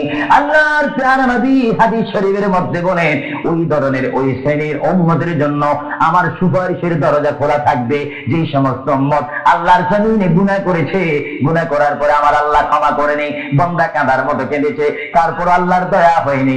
ওই হাসরের ময়দানে উম্মতের চেহারা দেখে দেখে আমি নবী তাদের ডান হাত ধরে ধরে আমি সুপারিশ করে করে আমার মহান আল্লাহর গোসাকে পানি করে আমার উম্মত গুলিকে আমি জান্নাতে পৌঁছাই দেব। জোরে বলেন সুবহানাল্লাহ, বলেন ইয়া রাসূলুল্লাহ, আরো জোরে বলুন না ইয়া রাসূলুল্লাহ। আমরা ইয়া রাসূলুল্লাহ শুধু আওয়াজ দিতে চাই না, আমরা বাস্তবে কবরে হাসরে মিজানে আমরা নবী দেখতে চাই কি চাই না? সেই নবী দেখতে হলে আমাদেরকে নবীর সৈনিক হতে হবে কি হবে না? আমার নবী আপনাকে আমাকে সুপারিশ করে দেন, এটা আবু সুফিয়ান আল খাদিরির ইচ্ছা নয়। কেউ যদি মনে করেন এই কথার মধ্যে শিরকের ঘ্রাণ রয়েছে, নবীর সুপারিশ করার অধিকার নাই। নবীর সুপারিশ অস্বীকার করে কারা? যাদের মধ্যে ঈমান থাকে না তারা, আর যাদের মধ্যে কলমা শহীদের কিঞ্চিত স্পেস রয়েছে, লা ইলাহা ইল্লাল্লাহর জজ্বা রয়েছে, মুহাম্মদ রাসূলুল্লাহ মুহাব্বত রয়েছে, তারা নবীর সুপারিশ চাই কি চাই না? আর যদি বলেন চাই কি চাই না? নবীর সুপারিশ পাইতে হলে কি সবাই কি টাইটেল পাস করতে হবে নাকি? নবী বলেন, শাফাআতি লিআহলিল কাবাইরি মিন উম্মতি, আমার গুনাহগার উম্মত যাদের অন্তরে আমার প্রেম ভালোবাসা রয়েছে, আমি রাসূল পাখির মতো উড়িয়ে উড়িয়ে হাসরের ময়দানে আমার উম্মতগুলিকে আমি ডান হাতে ধরে ফুরসিরাত না দেখে মতো তাদেরকে আমি জান্নাতে পৌঁছাই দেব। বলেন না সুবহানাল্লাহ। এই ক্ষমতা রাসূলুল্লাহকে দিয়েছেন কে? আরো জোরে বলুন কে? এবার আমার নবী মালাকুল মউত আজরাইলকে ডাক দিলেন, মালাকুল মউত আজরাইল, তুমি তোমার কাজ করতে পারো। আজরাইল ইসলাম বলে, ইয়া রাসূলুল্লাহ, দেখেন আমার নবীর মউত কি রকম। আজকে অনেকে বলেন নবী মরে গিয়েছে, ভালো কথা তারা জানেন না বলে এই কথা বলেন। আমি ভাই ফিতনা চাই না, ঝগড়া চাই না, কাটাকাটি চাই না, কিন্তু কেউ যদি কাউকে গালি দেয়, কিন্তু গালির যদি কিছু জবাব দেওয়া না হয় তাহলে গালিটা সত্য হয়ে যায়। এর জন্য মাঝে মাঝে আমি কিছু বলি, কিন্তু ঝগড়া করা আমাদের ইসলামের দায়িত্ব নয়। আমাদের ইসলামিক দায়িত্ব হচ্ছে কু আনফুসাকুম ওয়া আহলিকুম নারা। আল্লাহ বলে, বান্দারে তুমি নিজেই জাহান্নামের আগুন থেকে বাঁচো, তোমার হালকে, তোমার জাতিকে, তোমার দেশকে বাঁচাও। তুমি নিজেই জাহান্নামের আগুন পছন্দ করো না, কেউ যাক সেটাও পছন্দ করো না, নিজেও জাহান্নাম থেকে মুক্তি দিয়ে জান্নাত অবস্থান করো, অপরকেও জান্নাতে যাওয়ার দাওয়াত দিয়ে দাও। জোরে বলেন সুবহানাল্লাহ। আমার বাবারা বলেন, আপনারা কি ঝগড়া চান না শান্তি চান? আর একটু জোরে বলেন কি চান? এই শান্তির নাম ইসলাম। আর জোরে বলেন শান্তির নাম। যে ইসলাম বুঝে না সে নিজে অশান্তি ভোগ করতেছে। আমি দোয়া করি বারে রায়ের দরবারে বাংলাদেশ থেকে প্রবাসী জিন্দেগির মধ্যে মুসাফির হিসাবে প্রতি বছর আমি লন্ডনের জমিনে আসি, প্রতি বছর আমি আহলে সুন্নাত ওয়াল জামাতের দাওয়াতে আসি, প্রতি বছর আহলে সুন্নাহ ইসলামিক ফাউন্ডেশনের দাওয়াতে আমি আসি। আমি মুসাফির হিসাবে আপনাদেরকে আহ্বান জানাতে চাই, দোয়া করতে চাই, দাওয়াত দিতে চাই। ওই পথে আমাদের আন্দোলন, ওই পথে আমাদের অবস্থান, ওই পথে আমরা থাকবো, ওই পথে আমাদের রাত যাবে, ওই পথে আমাদের দিন যাবে, ওই পথে আমাদের সকাল শেষ হবে, ওই পথে আমাদের সন্ধ্যা শেষ হবে। যে পথের মধ্যে রয়েছে সবাই বলেন মুহাম্মাদুর। আরো জোরে বলুন না মুহাম্মাদুর। আমার সাথে কি আপনারা একমত না দুই মত? একমত যদি থাকে একটু হাত তোলেন। আমরা রাসূলুল্লাহর পথ ও মত চাই কি চাই না? আরো যেমন চাই কি চাই না? আল্লাহ তুমি আমাদেরকে হেদায়েত নসিব করো, চিৎকার দিয়ে বলুন আমিন। আরো জোরে বলুন আমিন। এবার আমার আল্লাহ রাব্বুল আলামিনের প্রিয় নবী মুহাম্মদুর রাসূলুল্লাহ সাল্লাল্লাহু আলাইহি ওয়াসাল্লাম আজরাইলকে বললেন, আজরাইল এবার তোমার কাজ তুমি করো। আজরাইল বলে, হুজুর আমি ততক্ষণ পর্যন্ত কাজ করব না যতক্ষণ পর্যন্ত আপনি ইজাজত না দিবেন। সুবহানাল্লাহ। কি চাচ্ছেন? ইজাজত, হুকুম চাচ্ছেন। হুজুর আপনি যদি হুকুম না করেন আপনার প্রাণটি নেওয়ার ক্ষমতা আমার নেই। মহান আল্লাহ রাব্বুল আলামিন আমাকে আপনার দরবারের আদব শিক্ষা দিয়েছে, আপনাকে যদি কবরে যেতে হয় আর সেখান থেকে যদি হাত উঠতে হয়, অবশ্যই আমি যেন আপনার থেকে হুকুম নিই, এজাজত নিই। যদি হুকুম এজাজত না নিয়ে যদি প্রাণটা নিয়ে যাই তাহলে আমার ক্ষমতা আল্লাহ চিনিয়ে নিবেন। চিৎকার দিয়ে বলেন সুবহানাল্লাহ। আল্লাহর প্রিয় নবী চক্ষু মুবারকের পানি মুবারক ছাড়লেন। এবার আমার পৃথিবীর কোন মানুষ ইমান নিয়ে মরে যদি তার মুখে কলমা থাকে, জোরে বলেন কি থাকে? কলমাটা আপনারা সবাই বলেন, লা ইলাহা ইল্লাল্লাহ। জোরে, লা ইলাহা ইল্লাল্লাহ, লা ইলাহা ইল্লাল্লাহ মুহাম্মাদুর রাসূলুল্লাহ। ইমানে চাইলে যেমন আল্লাহর নাম আপনার মুখে আসতে হবে, পুরুষ বলেন আর মা বোনেরা বলেন, প্রত্যেকের মুখে যেমন মৃত্যুর টাইমে আল্লাহর নাম আসতে হবে, তেমনি ভাবে সঙ্গে সঙ্গে নবীর নামও আসতে হবে কি হবে না? নবীর নাম বাদ দিয়ে কলমা পড়া হবে না।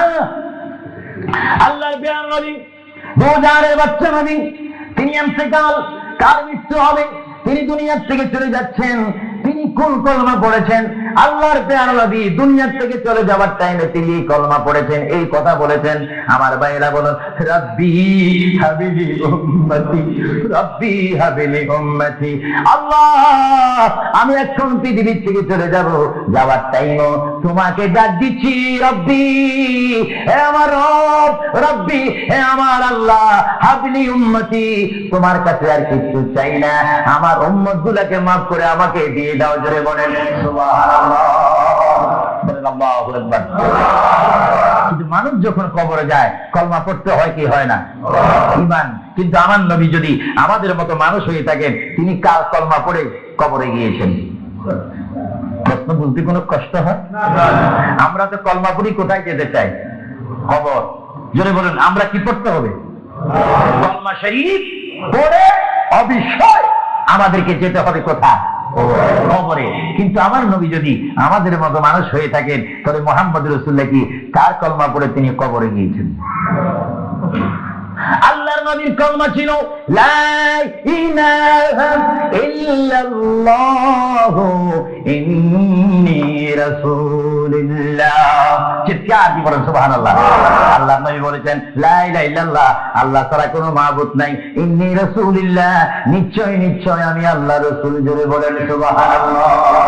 এজন্য সমাজে রয়েছে নিজে যাকে বড় বলে বড় সেই নয়, বলেন নিজে যাকে বড় বলে বড় সেই নয়, দশে যাকে বড় বলে বড় সেই হয়।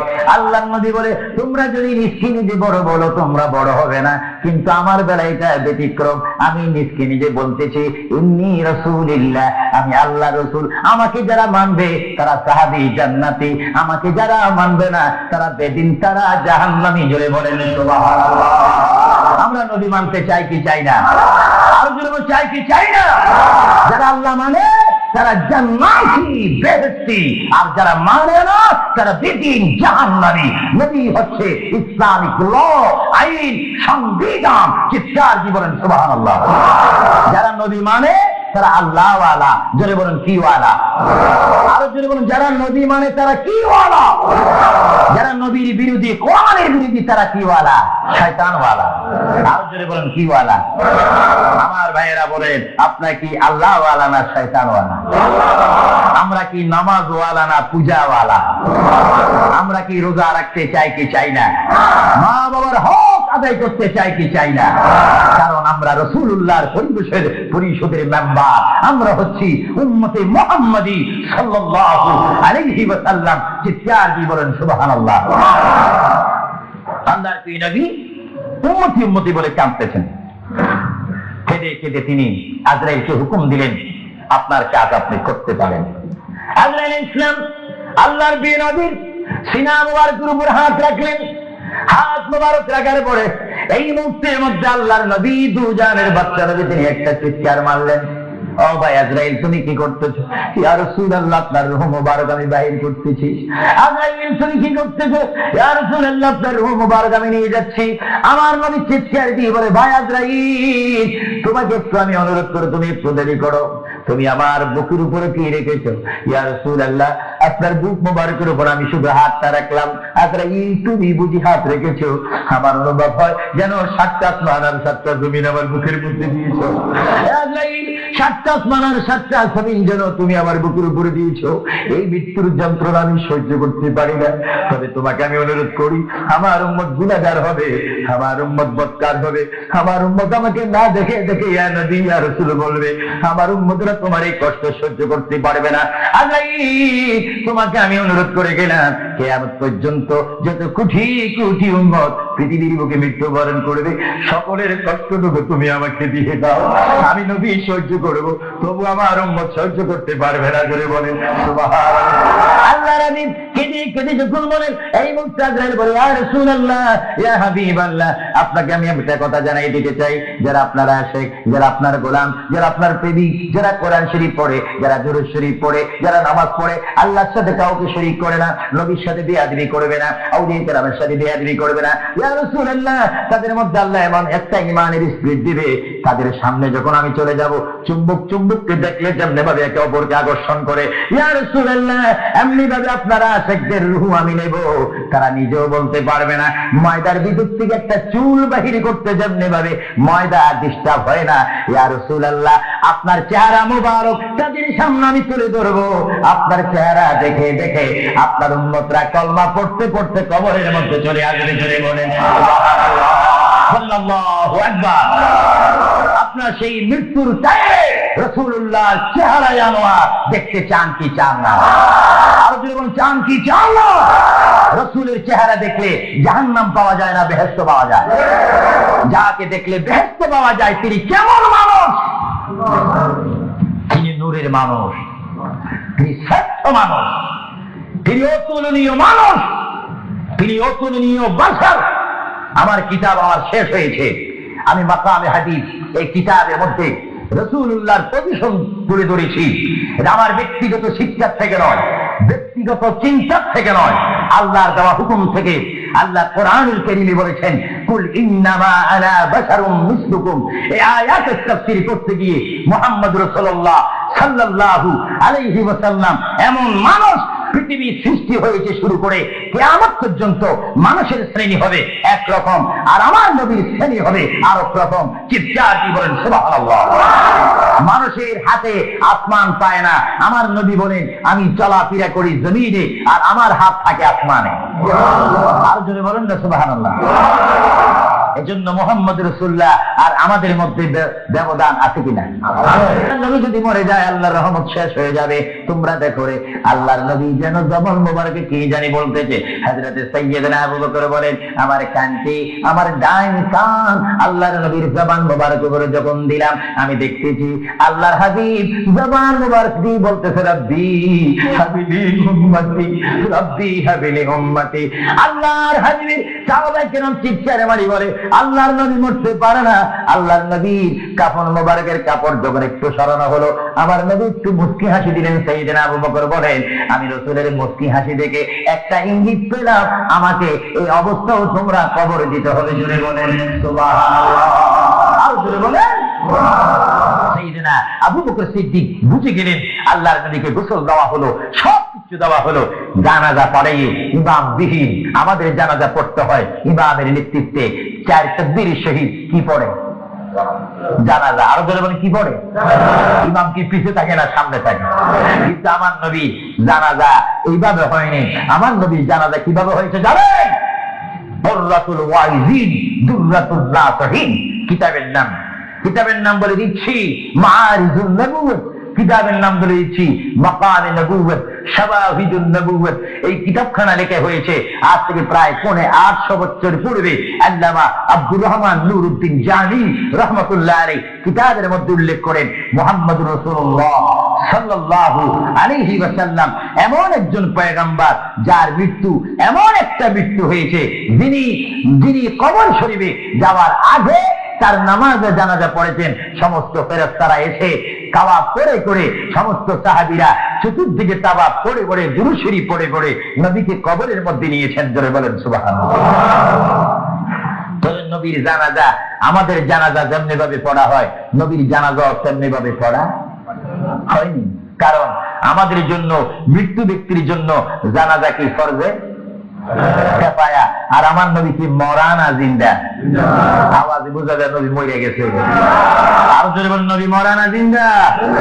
আপনার মদিনা শরীফ যান মরা নবীর কাছে না জিন্দা নবীর কাছে? নামাজে দিয়ে নবীকে সালাম দিচ্ছেন মরা নবী না জিন্দা নবী? এই জন্য আমার মা বোনকে আমি বলবো, আমার বাবাদেরকে বলবো, আমার নওজোয়ান ইসলামিক সেই সৈনিকদেরকে বলবো, আহলে সুন্নাত ওয়াল জামাতের কর্মী বাহিনীকে বলবো, আপনারা যখন নামাজ পড়বেন নামাজের মধ্যে যখন সালাম দিবেন আত্তাহিয়াতু পড়তে গিয়ে আসসালামু আলাইকা আইয়ুহান নবিয়্যু যখন বলবেন নিয়ত রাখবেন, খেয়াল রাখবেন, ধারণা করবেন নবী আপনার সামনে, নবী আপনাকে দেখতেছে। যদি আপনি না দেখেন এই চিন্তা অনুভব করে যদি আপনি নামাজ পড়েন এই নামাজটা আপনার জন্য হয়ে যাবে মেরাজ এবং বেহেশতের তালা খোলার চাবি। চিৎকার দিয়ে বলেন সুবহানাল্লাহ। এজন্য রাসূলুল্লাহ বলেন আসসালাতু মিফতাহুল জান্নাহ, এবং অন্য হাদিসে বলা হচ্ছে আসসালাতু মিরাজুল মুমিনিন। নামাজ হচ্ছে ইমানদারের জন্য মেরাজ।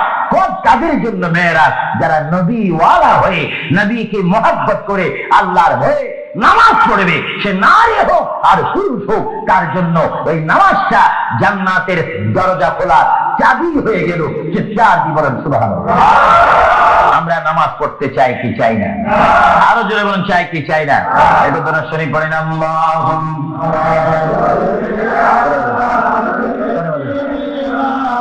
মাওলানা মুহাম্মদ ওয়া আলা আলি সাইয়্যিদিনা। জোরে জোরে মুহাব্বতে বলুন আল্লাহুম্মা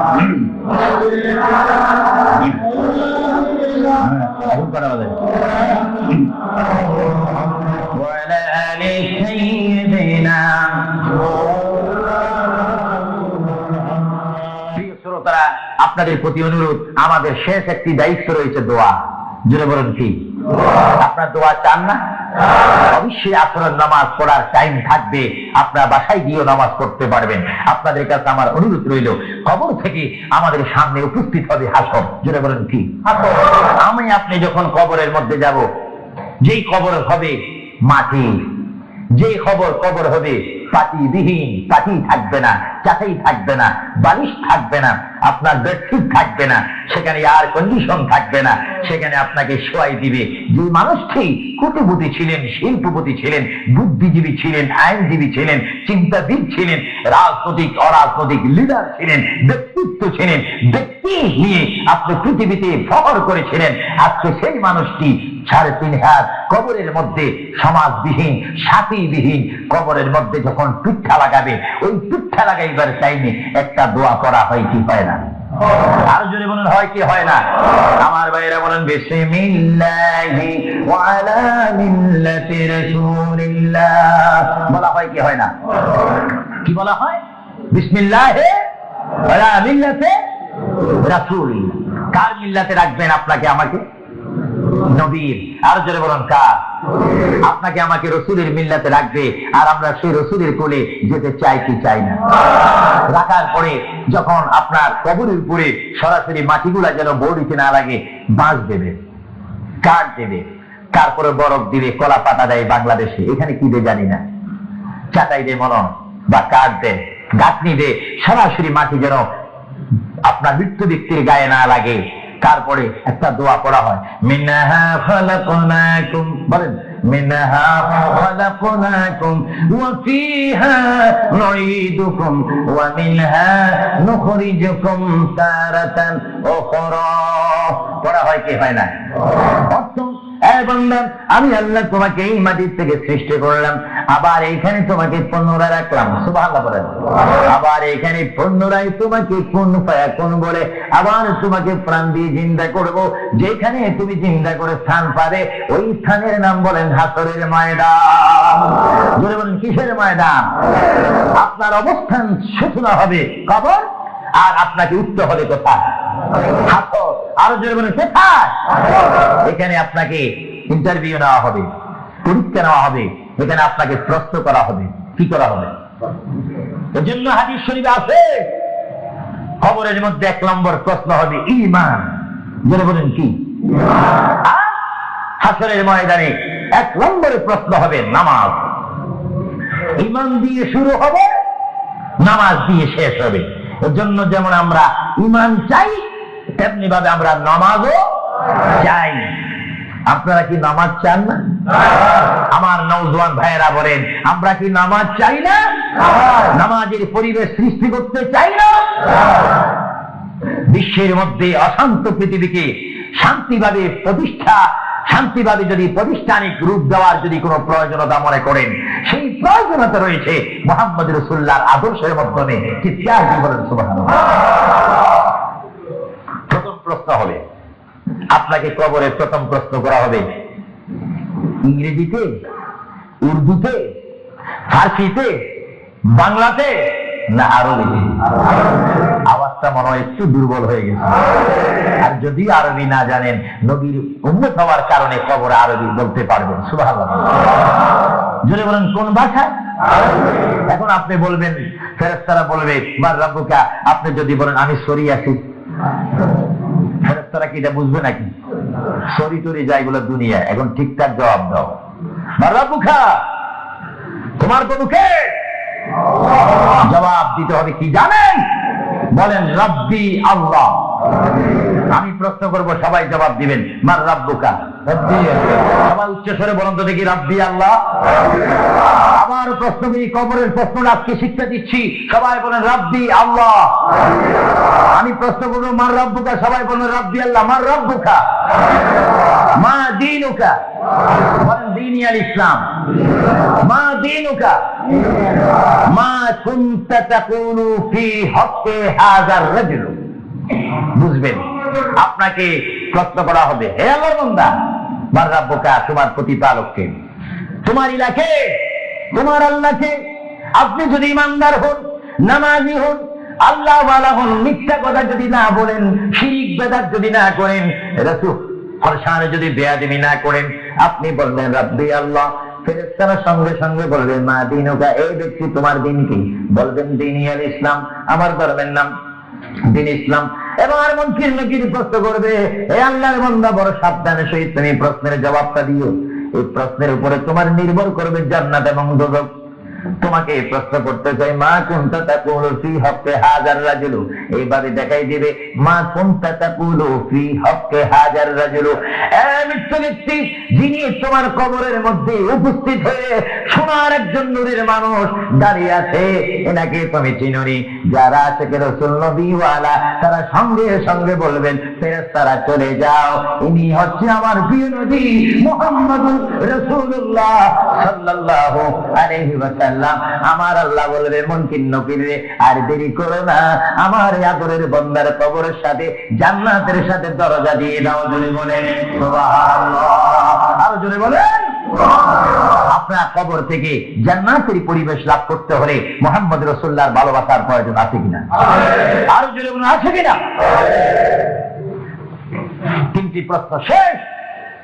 যদি ভালো হয় হাসরের ময়দানে উঠবেন, তকদীর যদি ভালো হয় ডান হাতে আমলনামা, আর যদি তকদীর মন্দ হয় বাম হাতে আমলনামা উঠবেন। আপনি যারা আসামি কাঠগড়ায় থাকবেন, হাত এইভাবে থাকবে, আগুনের রশি, আগুনের শিখর হাতে থাকবে, ফেরেশতারা টেনে টেনে মিজানের কাছে নিয়ে যাবে, মিজানে তুলবে।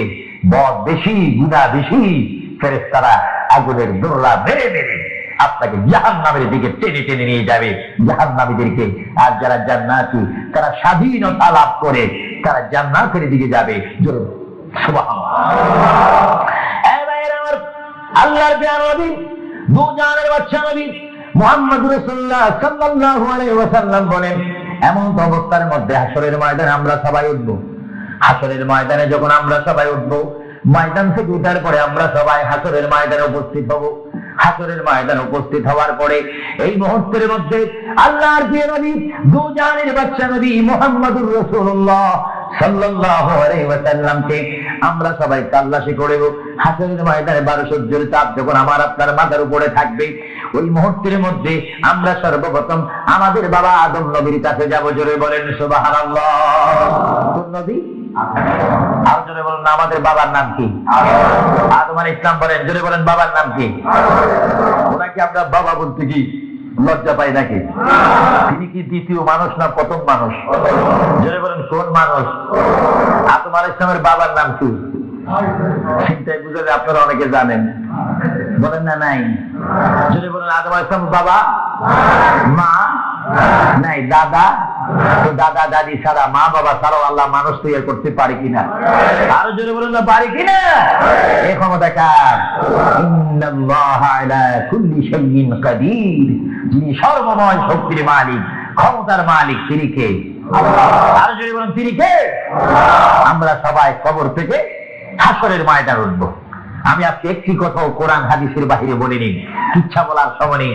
আমি আহলে সুন্নাহ ইসলামিক ফাউন্ডেশনের প্রেসিডেন্ট থেকে শুরু করে সকল মেম্বারকে, জেনারেল সেক্রেটারি থেকে শুরু করে সকল এলাকাবাসীকে, ওয়ার্ডহামের সকল ইমানি বাহিনীকে ধন্যবাদ, পায়েন্দাবাদ, মোবারকবাদ, জিন্দাবাদ, ধন্যবাদ জানাচ্ছি, খোশ আমোদ জানাচ্ছি। আপনাকে একটি বিশেষ বস্তু আমাকে দিয়েছেন, কবর ও হাসর। কারণ আমরা রয়েছি বর্তমান দুনিয়ার মধ্যে, সামনে আমাদের অবস্থান কবর, তারপরে হবে আমাদের হাসর। সেইখান থেকে তাকে দিন যদি ভালো হয় আমরা চলে যাব বেহেশতে। চিৎকার দিয়ে বলেন সুবহানাল্লাহ। আপনাকে বেহেশত চান না? আওয়াজ দিয়ে বলেন, একটু বেহেশত চান না? বেহেশত যাইতে হলে বেহেশতের কাজের প্রয়োজন আছে না? দেখা যাবে কিছুক্ষণ পরে কাজটা কেমন। ভাইরা আমার, সমস্ত মানুষ আমরা হাসরের ময়দানে উপস্থিত হয়ে এবার আমরা কি বলবো? নফসি নফসি, ইয়া নফসি ইয়া নফসি, সবাই বলবো। হঠাৎ করে আমরা দেখবো আদম আলাইহিস সালাম। আমরা বলবো, এ বাবা আদম আলাইহিস সালাম, আপনি আমাদের বাবা, আপনি দুনিয়ার প্রথম মানুষ, আপনার দরবারে আমরা এসেছি, আমাদের জন্য একটু সুপারিশ করেন। জুড়ে বলেন, কি করেন? আমাদের জন্য একটু সুপারিশ করেন। আল্লাহর দরবারে কাঁদেন। তিনি বলবে, লাস্তু তিনি চোখের পানি ছেড়ে দিবেন আর বলবেন আমি নিজের জন্য আল্লাহর দরবারে কাঁদতেছি, তোমাদের জন্য আমি কিচ্ছু করার নেই। তখন আমরা যাবো নূহ আলাইহিস সালামের কাছে। নূহ আলাইহিস সালাম বলবে আমি তোমাদের জন্য কিছু করতে পারবো না। তখন যাবো আমরা ইব্রাহিম নবীর কাছে। ইব্রাহিম নবী আমাদের জন্য কিছু করতে পারবে না। সমস্ত মানুষ আমরা পেরেশান হয়ে যাব। 12 সূর্যের তাপ আমাদের মাথার উপরে থাকবে, যে ময়দানের নাম হাসর। আমার মা বোনকে বলতেছি আপনার সামনে কবর রয়েছে, কবরের পরে হাসর। আমার বাবারা বলতেছি আপনার সামনে কবর, তারপরে হাসর। ওই হাসরের ময়দানের জন্য প্রস্তুতি হন। সমস্ত নবীরা বলবে লাস্তু হুনাকুম, আমাদের কোনো ক্ষমতা নাই তোমাদেরকে সুপারিশ করার জন্য। আমরা আল্লাহর দরবারে কাঁদতেছি নিজের জন্য। এই টাইমে আমরা যখন হযরতে মূসা নবীর কাছে যাব, মূসা নবী বলবে লাস্তু হুনাকুম, আমি নিজের জন্য নিজে কাঁদতেছি। তারপরে মূসা নবী বলবে আমি তোমাদেরকে একটা ঠিকানা দিলাম, ওই যে একজন পয়গম্বর দেখা যায়, ওই পয়গম্বরের কাছে তোমরা চলে যাও। ওনার কাছে যখন আমরা যাব, তিনি বলবেন আমি ঈসা রুহুল্লাহ। আমরা ঈসা রুহুল্লাহকে বলবো এই ঈসা নবী, আপনি পৃথিবীতে এসে আবার আসমানে চলে গিয়েছেন আখিরি জামানার নবীর উম্মত হওয়ার জন্য। মেহেরবানি করে আমাদের জন্য আল্লাহর দরবারে আজকে একটু সুপারিশ করেন। 12 সূর্যের তাপে আমরা সহ্য করতে পারছি না, সাঁতার কাটতেছি, আমাদের জন্য একটু সুপারিশ করেন। ঈসা নবী ডাক দিয়ে বলবে তোমরা কেন আমার কাছে এসেছো? তিনিও বলবে লাস্তু হুনাকুম, আমি নিজের জন্য আল্লাহর দরবারে কাঁদতেছি। ঈসা নবী বলবে ওই যে তোমরা দেখতে পাচ্ছ একটা জায়গা দেখা যায়, যেই জায়গার মধ্যে বিশাল একটা কুরসি দেখা যায়, চেয়ার দেখা যায়, যে চেয়ারের নাম আমরা আযানের দোয়ার মধ্যে পড়ি আল্লাহুম্মা রাব্বা হাযিহিদ দাওয়াতিত তাম্মা ওয়াস সালাতিল কাইমা আতি মুহাম্মাদাল ওয়াসিলাতা ওয়াল ফাযিলাতা ওয়াদ দারাজাতার রাফিয়া ওয়া বা'আথহু মাকামান মাহমুদা। ঈসা নবী বলবে এ উম্মত মুহাম্মাদি, ওই যে মাকামে মাহমুদ দেখা যায়, বিশাল একটা নূরের সিংহাসন দেখা যায়, ওই সিংহাসন বরাবর আরেকটা নূরের লাইট দেখা যায়। ওই লাইটের নিচে তোমরা চলে যাও, তোমরা কি দেখবে হাসরের ময়দানের কান্ডারি দুজাহানের বাদশাহী উম্মতি বলে বলে তোমাদের জন্য কাঁদতেছে। জোরে বলেন সুবহানাল্লাহ, আর জোরে বলেন। আমরা সবাই চলে যাব আমার নবীর কাছে। যখন আমরা চলে যাব, আমরা কি বলবো ইয়া রাসূলুল্লাহ ইয়া হাবিবাল্লাহ। আমার নবী চিৎকার দিয়ে যখন রব্বি হাবলি উম্মতি করে চিৎকার দিবেন, আল্লাহর নবী বলবে এতক্ষণ তোমরা কোথায় ছিলে? আমি তোমাদের জন্য সিজদার মধ্যে পড়ে আছি। আল্লাহর নবী আবার সিজদা দিবেন। আল্লাহর নবী সিজদা দেওয়ার পরে আমার আল্লাহ বলে হাবিব বন্ধু, তাইফের ময়দানে, উহুদের ময়দানে, হাইবের ময়দানে, কারবালার ময়দানে ইসলামকে প্রতিষ্ঠিত করার জন্য, শানের সালত শানে মুস্তাফা প্রকাশ করার জন্য আপনাকে অনেক কাঁদাইছিলাম। ইয়া রাসূলুল্লাহ, হাসরের ময়দানে আপনি কাঁদবেন না। আপনি যদি কাঁদেন আমি আল্লাহ সহ্য করতে পারবো না। আজকে আপনি কাঁদবেন না, আপনি মাকামে মাহমুদের মধ্যে বসেন। আমি বিশ্ববাসীকে দেখাই দিতে চাই আমি আল্লাহ আমার নবীকে কেমন ভালোবাসি। সমস্ত নবীরা আজকে দাঁড়িয়ে থাকবে, আপনি মাকামে মাহমুদ আসন গ্রহণ করবেন। বলেন সুবহানাল্লাহ, বলেন ইয়া রাসূলুল্লাহ। আল্লাহর প্রিয় নবী, তারপরও তিনি সের মোবারক করবে না, তিনি কাঁদবে রাব্বি হাবলি উম্মতি বলে বলে যখন কাঁদবে, আমার আল্লাহর মধ্যে এখন জোশ আসবে। আমার আল্লাহ বলবে ইয়া মুহাম্মাদু ইরফা, বলেন সুবহানাল্লাহ। আমার নবী বলবে ইয়া মুহাম্মাদু ইরফা রাসাকা সালতুতা ওয়াশফা ওয়াশফা তুশফা। আই মুহাম্মদ, আই বন্ধু নবী, আপনি সের মোবারক করেন, আপনি আমার কাছে যা চাইবেন আমি আপনাকে তা দেব। আপনি কি চান বলেন। আমার নবী কেঁদে কেঁদে বলবে আল্লাহ গো, তুমি যখন আমাকে বলেছো আমি তোমার কাছে কি চাই। এই যে জাহান্নাম দেখা যায়, জাহান্নামের ভিতরে আমি নবীকে মহব্বত করেছে এমন অনেক কোটি কোটি বান্দারা উপস্থিত হয়েছে। আল্লাহ, আমি চাই জাহান্নামে একটু প্রবেশ করব, আমার ইচ্ছা অনুপাতে আমি জাহান্নামীকে জান্নাতে নিয়ে আসবো। বলেন সুবহানাল্লাহ। আমার নবী যখন জাহান্নামের মধ্যে তিনি চলে যাবেন, জাহান্নামের মধ্যে যাওয়ার পরে ইচ্ছা অনুপাতে তিনি যখন নিয়ে আসবেন, সকলকে জান্নাতে পৌঁছে দিবেন। আবার তিনি সিজদার মধ্যে পড়বেন, আবার আমার আল্লাহ ডাক দিবে ইয়া মুহাম্মদ, জোরে বলেন কি ইয়া মুহাম্মদ সাল্লাল্লাহু আলাইহি ওয়াসাল্লাম ইরফা রাসাকা সালতুতাতি ওয়াসফাউ তুসফা। আই মুহাম্মদ, আবার আপনি বলেন কি চান। ইয়া আল্লাহ, কিঞ্চিত পরিমাণ, তিল পরিমাণ আমার ভালোবাসা যাদের অন্তরের মধ্যে ছিল তারা সেই জাহান্নামের মধ্যে অবস্থান করেছে। আমার সহ্য হয় না, আমি তাদেরকে, নারী হোক আর পুরুষ হোক, আমি তাদেরকে জাহান্নাম থেকে আনতে চাই। আল্লাহর প্রিয় নবী আবার জাহান্নামের মধ্যে প্রবেশ করবে।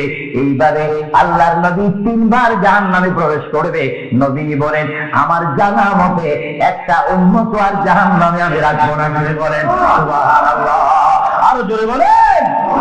এজন্য আল্লাহ রাব্বুল আলামিন কোরআন শরীফের মধ্যে আল্লাহ রাব্বুল আলামিন বলেন, মান যাল্লাযী ইয়াশফা, আল্লাহর প্যারা নবী দুজানের নবী সাল্লাল্লাহু আলাইহি ওয়াসাল্লামকে আল্লাহ রাব্বুল আলামিন হাসরের ময়দানে সুপারিশ করার অধিকার নবীর হাতে দান করেছেন। জোরে বলেন সুবহানাল্লাহ। যাই হোক, আল্লাহ রাব্বুল আলামিন আমাদের সকলকে মুহাম্মদ রাসূলুল্লাহ আদর্শের সৈনিক হওয়ার তৌফিক দেন। চিৎকার দিয়ে বলুন আমিন।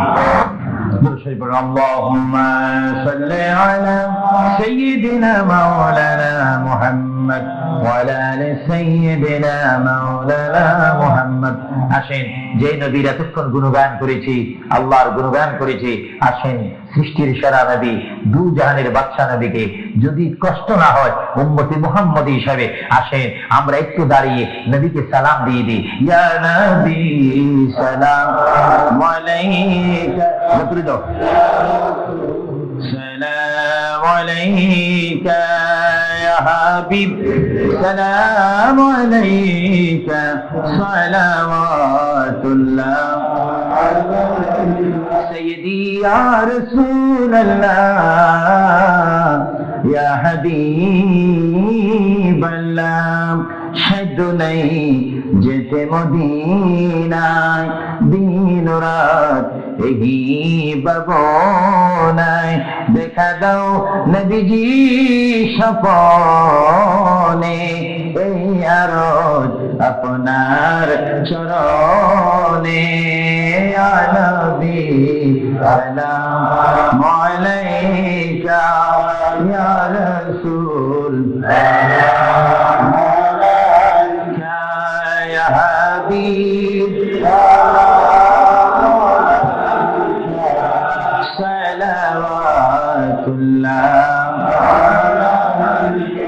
سيدي يا رسول الله يا حبيب الله ہے نبی مدینہ نبی নীল গো কেন না মনে যে আর মানে না, নিয়ে যাও সোনার মদিনা। ইয়া নবী সালাম আলাইকা ইয়া রাসূল সালাম আলাইকা ইয়া হাবিব সালাম আলাইকা সালাওয়াতুল্লাহ। بلغ العلا بكماله كسب الدجى بجماله حسنت جميع خصاله بلغ العلا بكماله كسب الدجى بجماله حسنت جميع خصاله صلوا عليه وآله। সবাই একবার আলহামদুলিল্লাহ শরীফ 3 বার সূরা ইখলাস কুল ওয়াল্লাহ শরীফ পড়েন। বিসমিল্লাহির রহমানির রহিম। الحمد لله رب العالمين الرحمن الرحيم مالك يوم الدين إياك نعبد وإياك نستعين اهدنا الصراط المستقيم صراط الذين أنعمت عليهم غير المغضوب عليهم ولا الضالين آمين بسم الله الرحمن الرحيم قل هو الله أحد الله الصمد لم يلد ولم يولد ولم يكن له كفوا أحد بسم الله الرحمن الرحيم قل هو الله أحد قل هو الله أحد ولم يكن له كفوا أحد بسم الله الرحمن الرحيم قل هو الله احد الله الصمد لم يلد ولم يولد ولم يكن له كفوا احد বলে দিলেন ইউসুফ আলাইহিস সালামকে ফালাই দিয়ে এভাবে করে কাপড় এনে দিল তার সামনে, রক্তমাখা কাপড় পেয়ে হযরত ইয়াকুব আলাইহিস সালাম সন্তানদের মুখে কাহিনী শুনে তিনি কি বললেন? কোরআনে কারীম তা কোট করেছে, তিনি চিক দিলেন না, ফাল দিলেন না, ফিট হয়ে পড়লেন না। তিনি বললেন, কলিজার টুকরা সন্তান তার মরার খবর শুনেছেন। তিনি বললেন কি, فصبر جميل والله المستعان على ما تصفون। আমি উত্তম সবর অবলম্বন করব। তোমরা যে কাহিনী রচনা করেছো এর বেলায় আমি আল্লাহর কাছে সাহায্য চাই, আর উত্তম সবর অবলম্বন করব। আমার ভাইরা, 11 ভাই মনে করেছিলেন ইউসুফ আলাইহিস সালামকে মরণ কুয়ায় ফালায় দিছি, তারা তো ঠিক পায় নাই এটা মরণ কুয়া না, এটা হচ্ছে একটা সুড়ঙ্গ, যাকে ইংরেজিতে বলে টানেল। এটা এমন একটা সুড়ঙ্গ, ওরা মনে করেছে মরণ কুয়া, কিন্তু আল্লাহ রাব্বুল আলামিন এই কুয়াতে এমন বানালেন, ওরা একদিকে ফালায় দিল মরণ কুয়ায়, এই কুয়ার আর এক মুখ দিয়া আল্লাহ রাব্বুল আলামিন ইউসুফ আলাইহিস সালামকে নিয়ে মিশরের সিংহাসনে বসায়া দিলেন। এটা মরণ কুয়া নয়, এটা রাজ সিংহাসনে বসার সুড়ঙ্গ পথ। ইউসুফ আলাইহিস সালাম আজ প্রেসিডেন্ট, সুবহানাল্লাহ, প্রেসিডেন্ট হয়ে বসে আছেন। ওদিকে কেনানে অভাব লেগে গেছে, সেখানকার মানুষেরা সাহায্য নিতে এসেছে, ওই 11 ভাইও আসছে। হযরত ইউসুফ আলাইহিস সালাম দেখি চিনে ফেলেছে, ওরা কিন্তু তখনও ঠিক পায় নাই। হযরত ইউসুফ আলাইহিস সালাম চিনে ফেলেছেন, এখন কি করা উচিত? সবগুলোকে ঠ্যাং উপরের দিকে উঠাইয়া তারপরে সমানে ধোলাই দেওয়াইতেও স্বাভাবিক ছিল, আমাদের মতো মানুষ হইলে, ঠিক কিনা? ঠিক তো বলবেনি, অভ্যাস তো এটাই। হযরত ইউসুফ আলাইহিস সালাম তাদের সামনে পরিচয় দিলেন। তারা যখন বুঝতে পারলো, লজ্জায় তাদের মাথা হেট হয়ে গেল। হযরত তার এক তো লজ্জা, আর 2 নম্বরের ভয়, জান নিয়ে কেনানে কেউ ফিরে যাইতে পারবো না। এখন অবস্থা হয়েছে যে জীবনই যায় নাকি এখানে।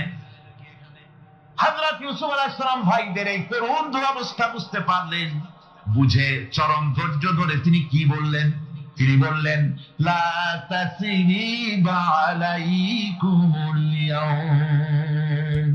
ও ভাইরা, তোমাদের বিরুদ্ধে আমার কোনো ক্ষোভ নাই, দুঃখ নাই, বিদ্বেষ নাই, হিংসা নাই, আল্লাহর রাস্তায় মাফ করে দিলাম। সুবহানাল্লাহ। এর নাম পয়গম্বর। এর নাম কি? পয়গম্বর। কিসের লেনিন, কিসের মার্কস?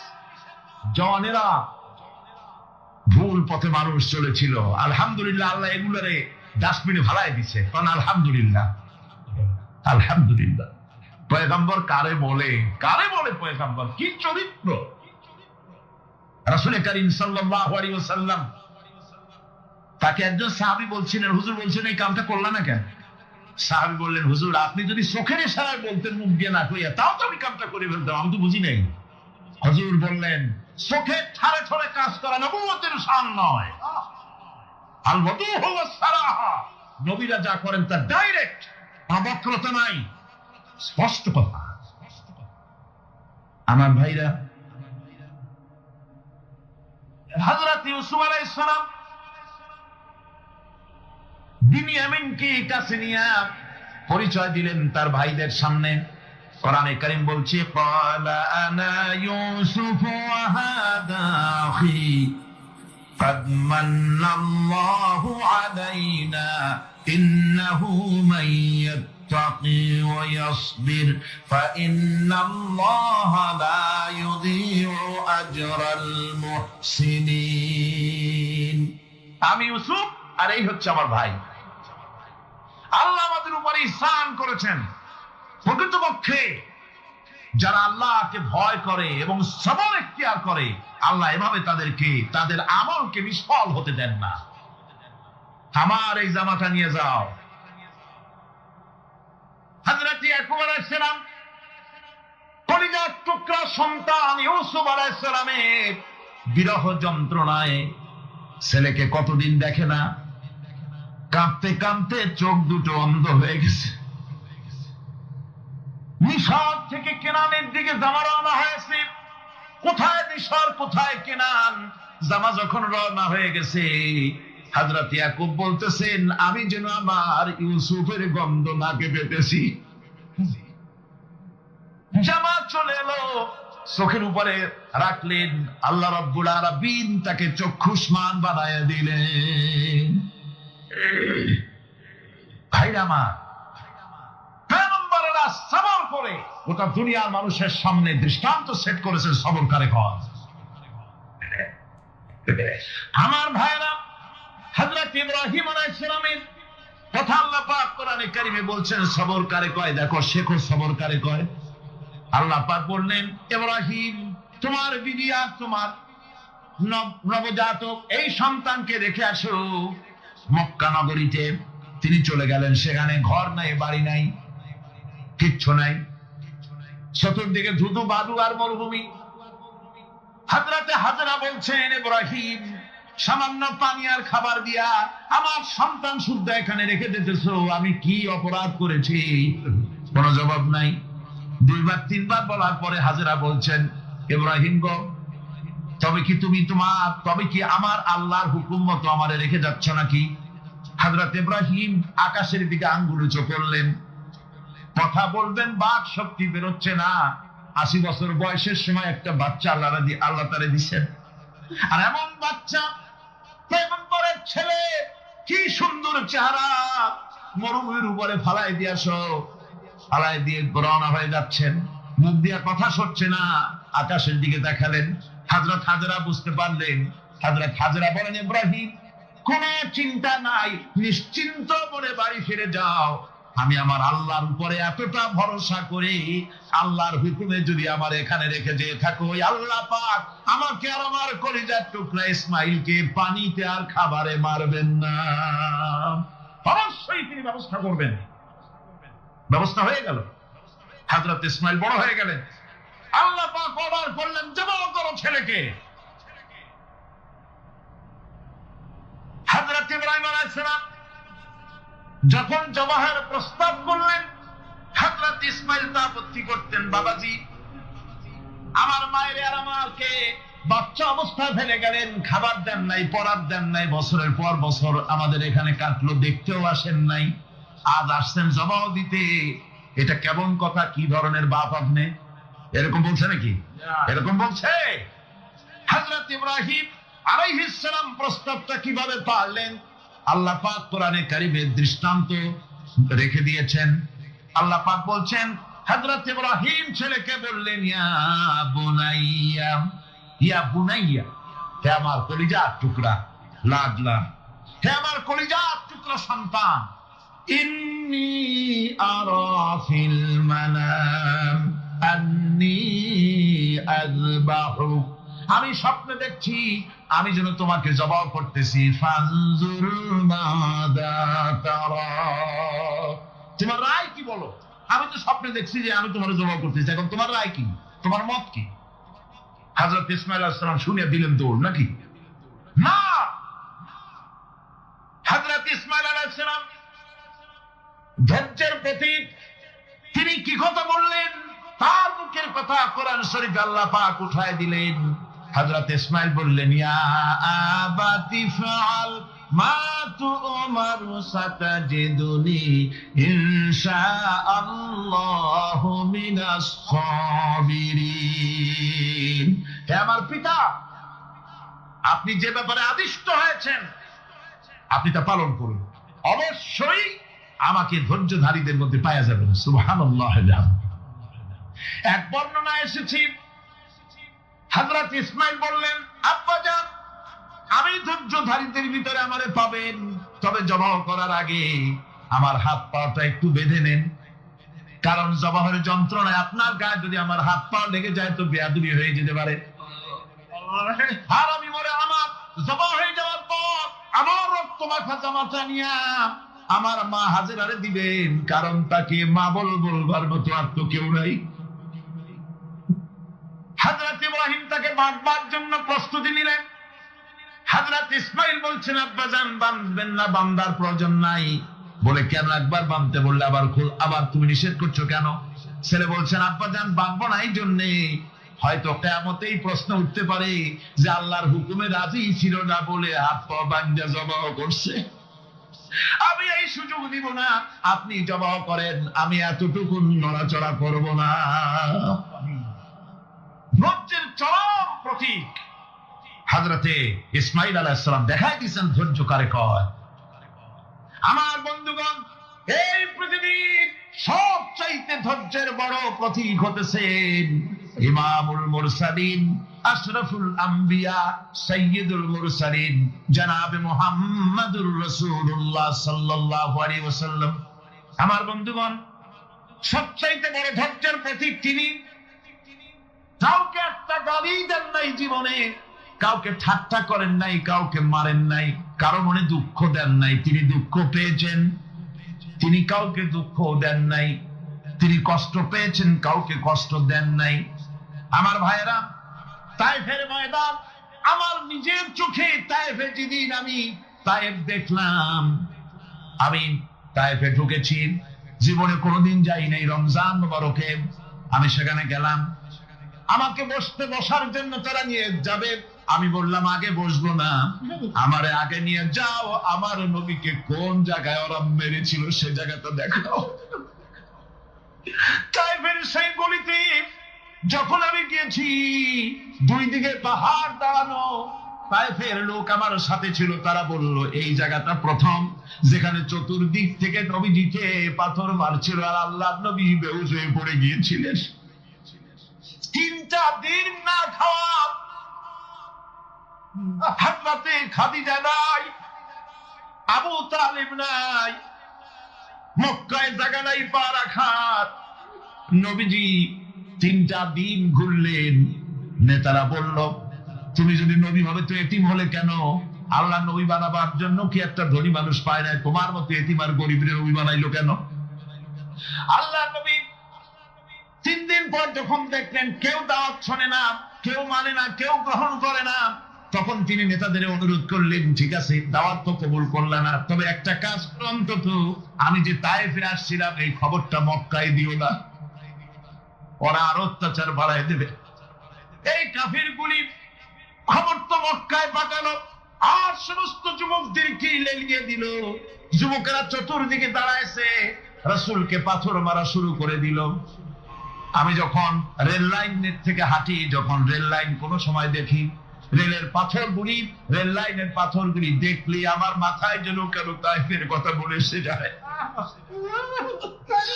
আরে মানুষের গায়ে পাথর মারলে কি অবস্থার সৃষ্টি হয়? পাথর নূরের শরীর, রহমতের শরীর, কিটি কিটি রক্ত ঝরছে। নবীজিকে জোর করে উঠাইয়া জবরদস্তি করে হাঁটার জন্য তারা ধাক্কা মারতেছে। আবার কিছুদিন গিয়ে নবীজি আবার বেহুশ হয়ে পড়েছেন, এইখান থেকে আবার উঠাইছে, আবার ধাক্কা মারতেছে। 3 নম্বরের আর একটা জায়গা আছে যেখানে ভাঙ্গা একটা মসজিদ। তায়েফের লোকেরা আমাকে বলল এই জায়গাটা হলো শেষ জায়গা যেখানে রাসূল করিম 3য়বারের মতো বেহুশ হয়েছিলেন, এখানেই হুজুরের রক্ত ঝরেছে বেশি। 2 রাকাত নামাজ পড়লাম, সিজদায় পড়ে এমন কান্না কাঁদলাম আল্লাহর কাছে।